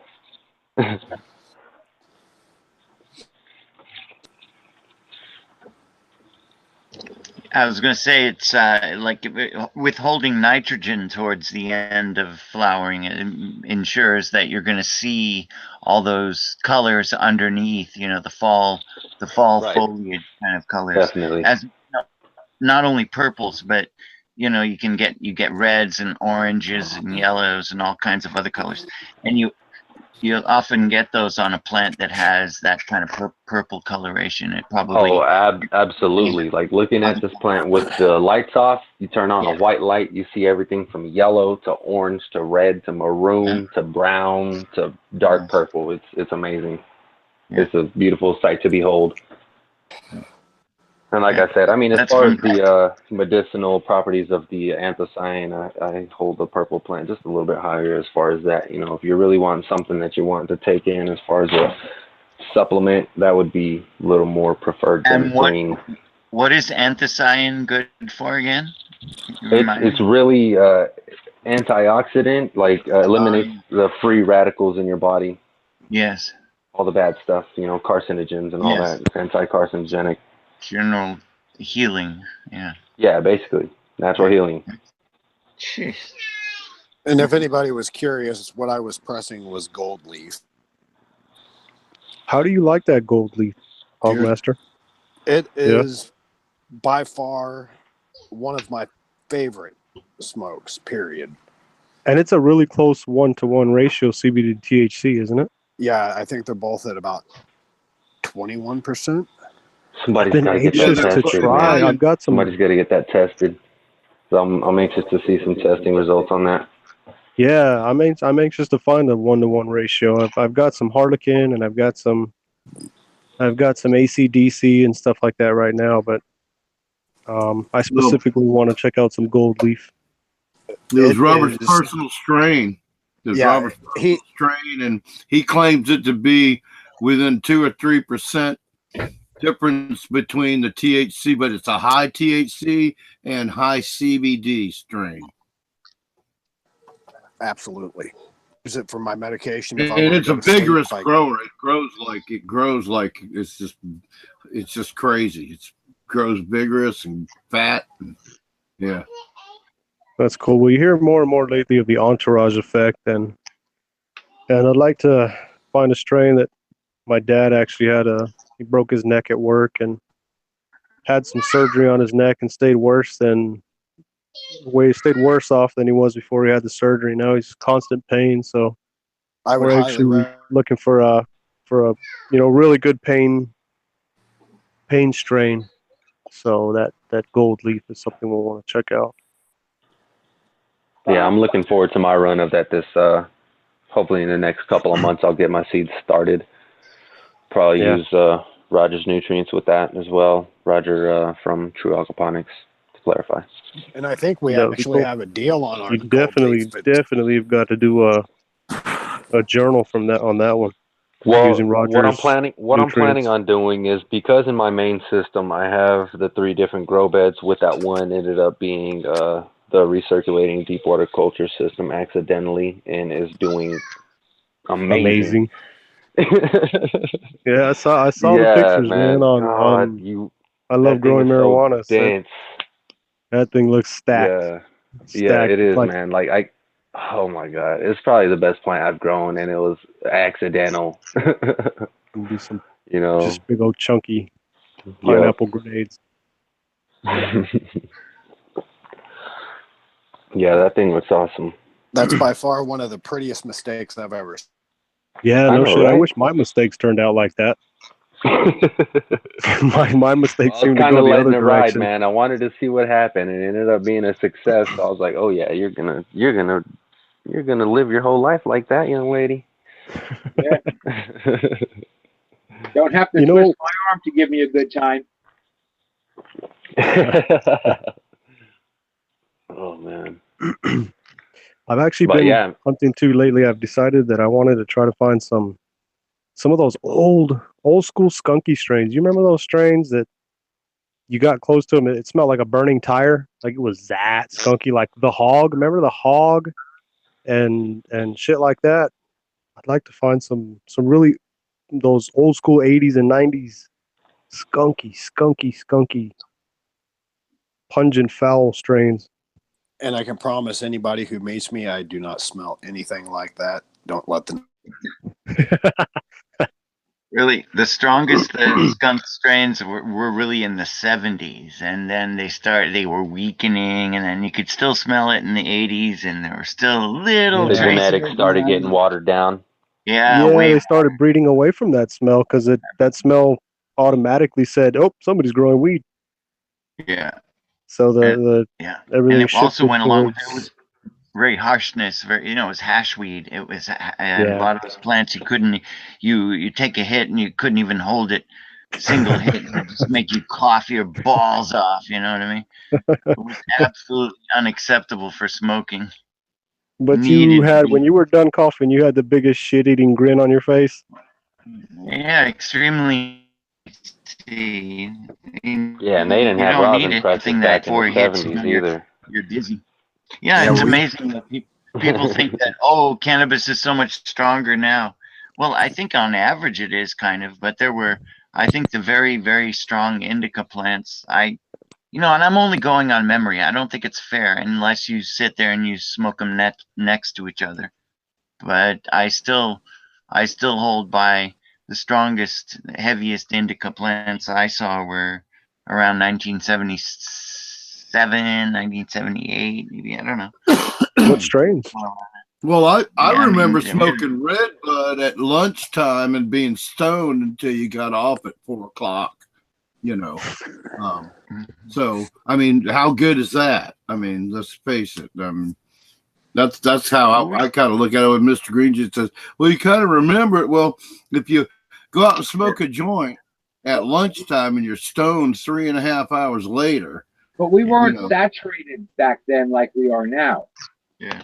Well, that's true. You didn't have tolerance levels off the We were chart. young pups. We still had all those happy cells before we drenched them in all this THC. Yeah. But I have also a theory that you don't really build up tolerance very much if you keep on switching. If you're a connoisseur and you got 10 different jars, it's pretty hard to build up a tolerance. You really actually start getting more sensitive. Maybe. I don't know. Don't Well, you think? Mr. Green Jeans, I'm about to have like a half pound of all the same tasting weed. What do I do about that, man? press it. Press it and Yeah, freeze it. exactly. That's the way to store it. Increase the level of Store dabs every day. You make trades with buddies for different strains. Yeah, I was already thinking about that, man. I was like, I'm gonna have to Good get idea. It's better than playing those magic cards and stuff. Right. Everyone needs the medicine. Only That's some. right. There's a limited recreational market, but everyone needs medicine, man. And Yeah. the pressed stuff is totally I think it's at least one of the really good ways to get an extraction.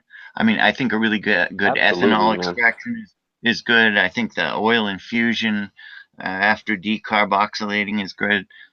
But the pressing is fantastic because it really keeps a lot of the genetic, shows a lot of things. Where I think it's also a convergent, almost a converging science in the sense that it's showing things that we kind of thought about before. You know, we kind of were already thinking about not only the things like the moisture content of the bud, but like the quality of the resin, whether the resin is sticky or oily or whatever. And it comes out differently, you know, it comes out as a different product. And so temperatures really, that too. Yeah, I think separating out stuff like you're going to make hash, and then making the resin out of the hash, that's pretty badass right there. And that's another nice thing about it. That's what I want to do. Make the As hash. far and as then having a press it. rosin press, though, it's just too tempting to skip that altogether. And I have some hash bags, man, and I was like, man, I'm fixing to have a big harvest. Do I want to make some hash and then try and press that out and go through all that? Or do I want to just press all that shit in the rosin press and then eat it all later? As far as the rosin chips go. I got excited about running some rosin bags from a press. I was watching, what's his name the other day? Pedro from Pedro's or the whatever show, I guess it is. Pedro's Grow Room. And he did a whole bunch of presses on bags of rosin, and it was amazing. I want to get me a press now. I really want to get me a press. I've got tons of keef just piling up. Well, for the money, it's the kind of thing. It's like the oil. It's like Tommy's oil. It's the kind of thing that when people smell it or taste it, they immediately love it. Even people who are not, you know, necessarily cannabis people. It's the kind of thing that the rosin. Anyone who smells that is like, oh boy, that's ooh. What do you do with that? You know? Oh yeah, the flavors are amazing. Yeah, I was explaining it to. Coincidentally, I was having a conversation about this with my mother, who has been adamantly against cannabis pretty much all her life. You know, but that's how my mom is. I was explaining it to her. I was like, you know, who else do I have to talk to about this stuff right now? You know, like I have my dad who needs it medicinally, and I can explain what's going on to my mom. You know, it's like I feel like I got to get some of this stuff off my chest. Otherwise, I'm just posting to forums and talking to people online all day. You know, so at least I have somebody there to at least vent all this stuff to.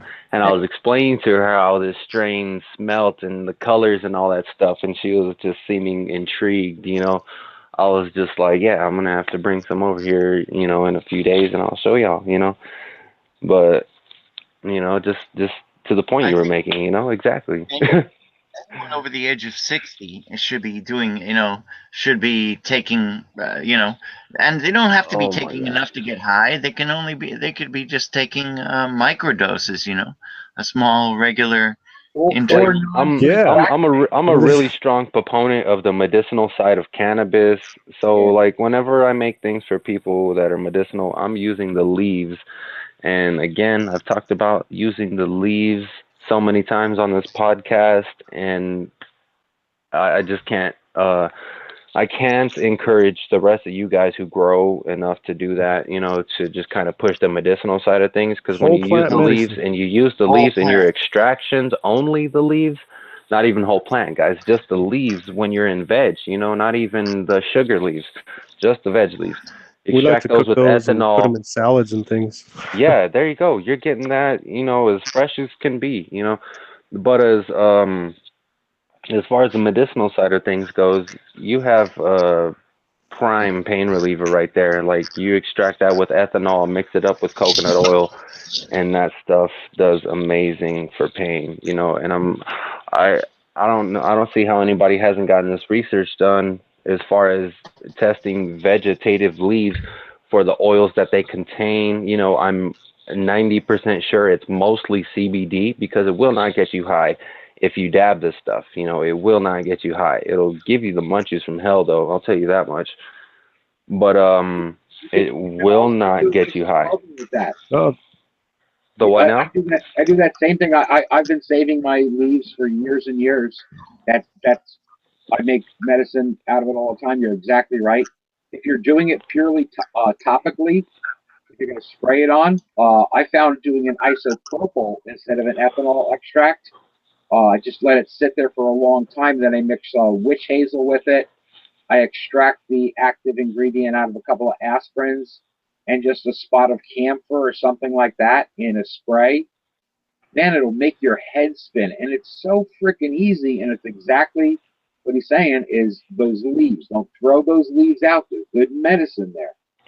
Yeah, yeah. And as far as putting all the other stuff in there, I've never done anything like that. But like I've heard plenty from people, and I've made capsules out of it. You know, like when you concentrate it down with the ethanol, and then use that oil to add to your final product, whatever you plan on making, whether it's a topical oil or capsules. I've done capsules with that, and they work as well. This is all anecdotal, of course, and you know, I encourage you to see it for yourself. You know, find people that need it medicinally. Any like it works. Like Tommy absolutely said, works. anybody over 60, they need this stuff. They need it. Almost guaranteed. If you're that old, you know, 60. you probably have some aches and pains in your life, you know, and even if it's just a topical application of it, it works.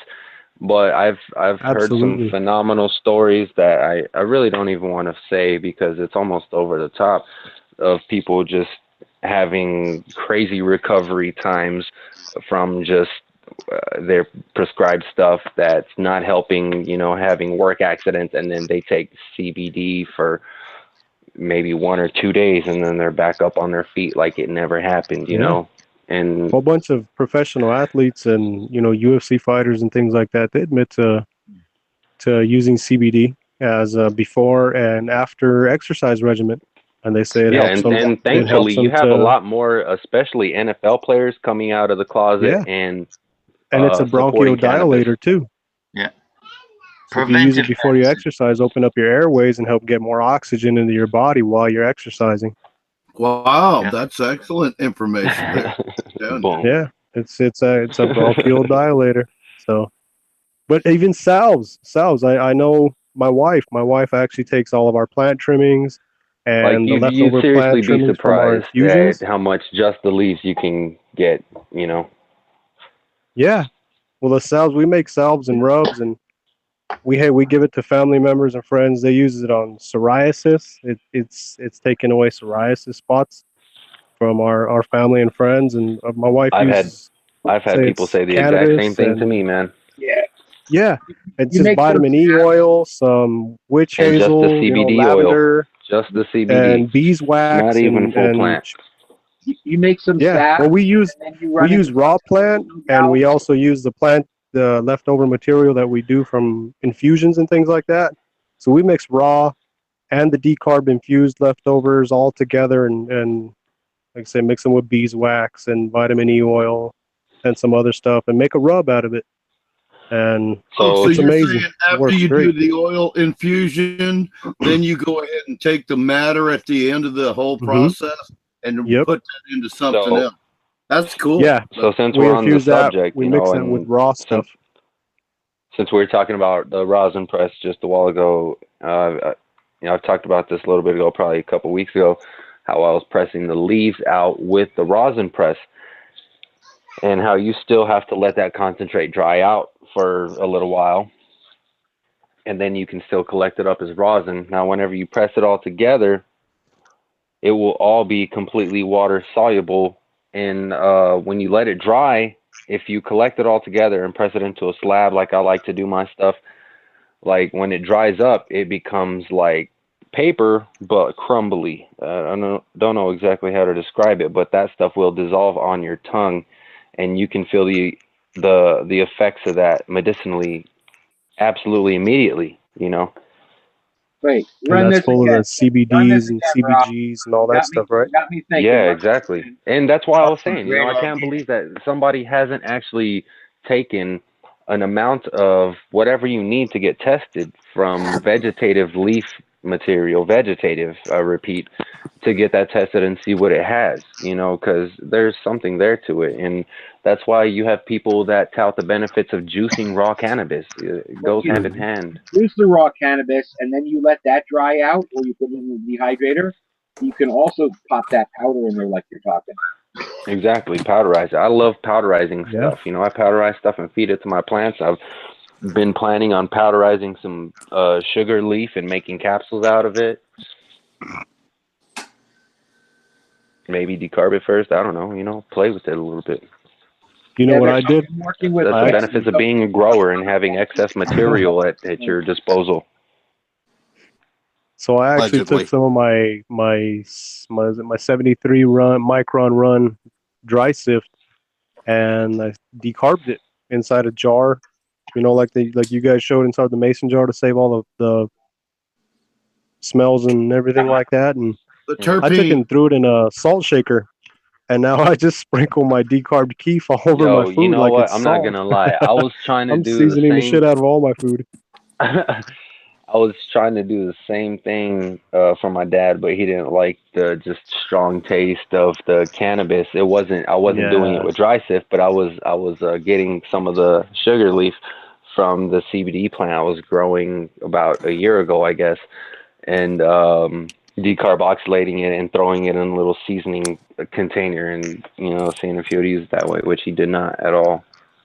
No. A lot of people don't like the taste of cannabis straight I up like love the that. taste It's pretty of it. hardcore. Man, I would Yeah, I don't I'd mind bottle it, man. the I'll eat fragrance and make a cologne out of it if I could.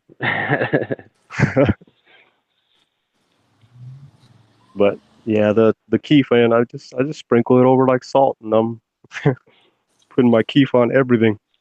Right on, man. Yeah, Dave. Okay. Hey guys, looks like we're gonna kind of end the show here.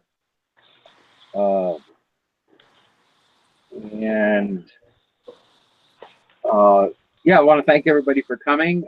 We had some awesome guests and stuff going on tonight. You can check in the description link down below and kind of go out. Hey, Rainbow, you want to tell everybody how to get a hold of you? Yeah, definitely, absolutely. Check me out on Instagram, BRAYNE_GRO.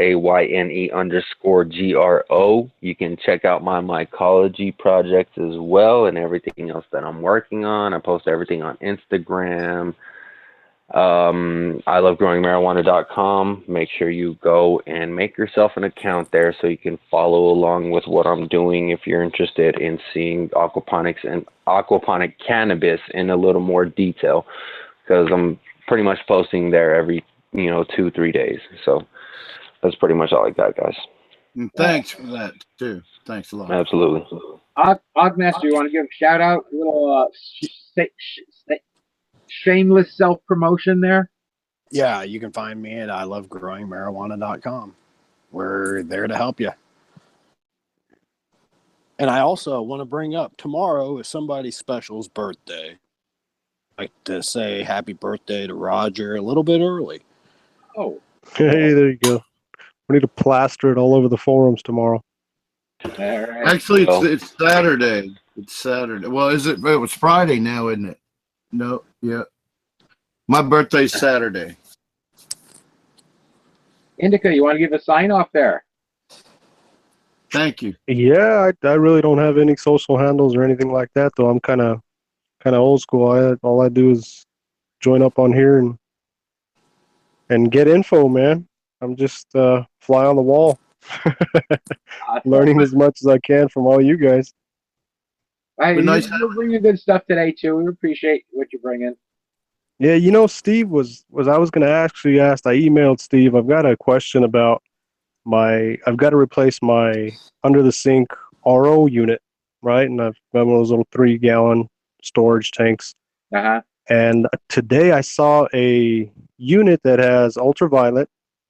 It is an RODI system, but it also remineralizes the water after the RO system has stripped everything out, and it puts back calcium, magnesium, potassium, I think it is, and a couple of other things in there that are supposed to be good for you, and it pH balances the water. And I was asking Steve, I sent him a link to it, and I was going to ask him what he thought about it as a way to filter tap water and, put in water that's remineralized into the fish tank, and whether or not that remineralized water, all those minerals would actually be available to the plants. They're supposed to be available to absorption by your body by human people, by people. So I don't know. I found it on Amazon. Oh, we'll try to follow up on that. Yeah. I'll send them an email, but I might be looking into something like that with a 20-gallon storage tank. Hit up It does country. the purpose of making your water pure, though, so you can start from scratch and then know exactly what's in it. That's well, that so Steve's and starting us up an after show tonight or no? I don't think so. I'm gonna have to go check what's going on here. I'm just trying to wrap up. I guess something's going on here. It sounds like Steve's having a problem over there for some reason, and yeah, and we had a good show and all this. Yeah, I just want to break the feed tonight, but yeah, I'm kind of bummed. It was nice talking with everybody. Hey, Mr. Green Jeans, you want to tell everybody how to get a hold of you? Oh yeah, thanks a lot. greenjeansgarden.com. Yeah, man. It was great talking to you guys. It's really fun to be on. And yeah. Made lots of seeds this week. Oh my god. So. Yeah, I just want to say too, you guys, when we go off air, anybody that wants to still chat, man, I still have a you lot have more the ability talking to do. chat. If you want. Yeah, It won't be. absolutely. I'm down. I can show off my little cheesy garden to you guys. Yeah, well, when we go off air, you can share stuff that you wouldn't share on air. Allegedly. Well, allegedly. Well, everybody take care. Allegedly. Ron, tell everybody how to get a hold of you if they ever want to go to I Love Growing Marijuana and find a really helpful place to be. They already know that. Everybody knows. It's funny how everybody. We got several panelists that are affiliated now, and they're doing a great job helping us out, and it's spreading the knowledge out like we're trying to do here on the show every week, and cheat everybody that that shares and does it in an appropriate and friendly manner. I tell you what, it makes no mean people. No mean people. And I Love Growing Marijuana. That is a great forum too. Yeah. Thank you very much. I mean, the ownership has been so great to allow us to grow in our own way and not limit it to just their original vision. And I think that's and allowed just us to. We really have a great forum. Oh, by the way, last month we had over 1 million page views for the month. We cracked the 1 million for all you guys helping out Brain Grow and Hogmaster and all you guys. Just being absolutely. I also want to mention before we go off there that I'll be having a new video up in the next couple days on my YouTube channel. Cool. So thank you, everybody. I mean, I want to thank everybody for stopping in the Aquaponic podcast here. You can check the YouTube channel Ponics. You can find links down below. There's Facebook groups. There's a lot of people here you've heard from. If you're out there, you want a little help, kind of seeing which directions to go. You found your way to the right place. Hey, thanks everybody for stopping by. Also, special shout out to our live viewers as usual. Yeah. Thank y'all guys for holding it down with the live podcast. Y'all are the real ones. Definitely. Cool. So we'll catch you again next week. Bring some exciting guests. And at this point, we're going to end the live broadcast. Thanks, everybody. Be safe and enjoy your herb responsibly and share it with somebody that you love. Have a good night, everybody. Amen. As often as possible. Good night.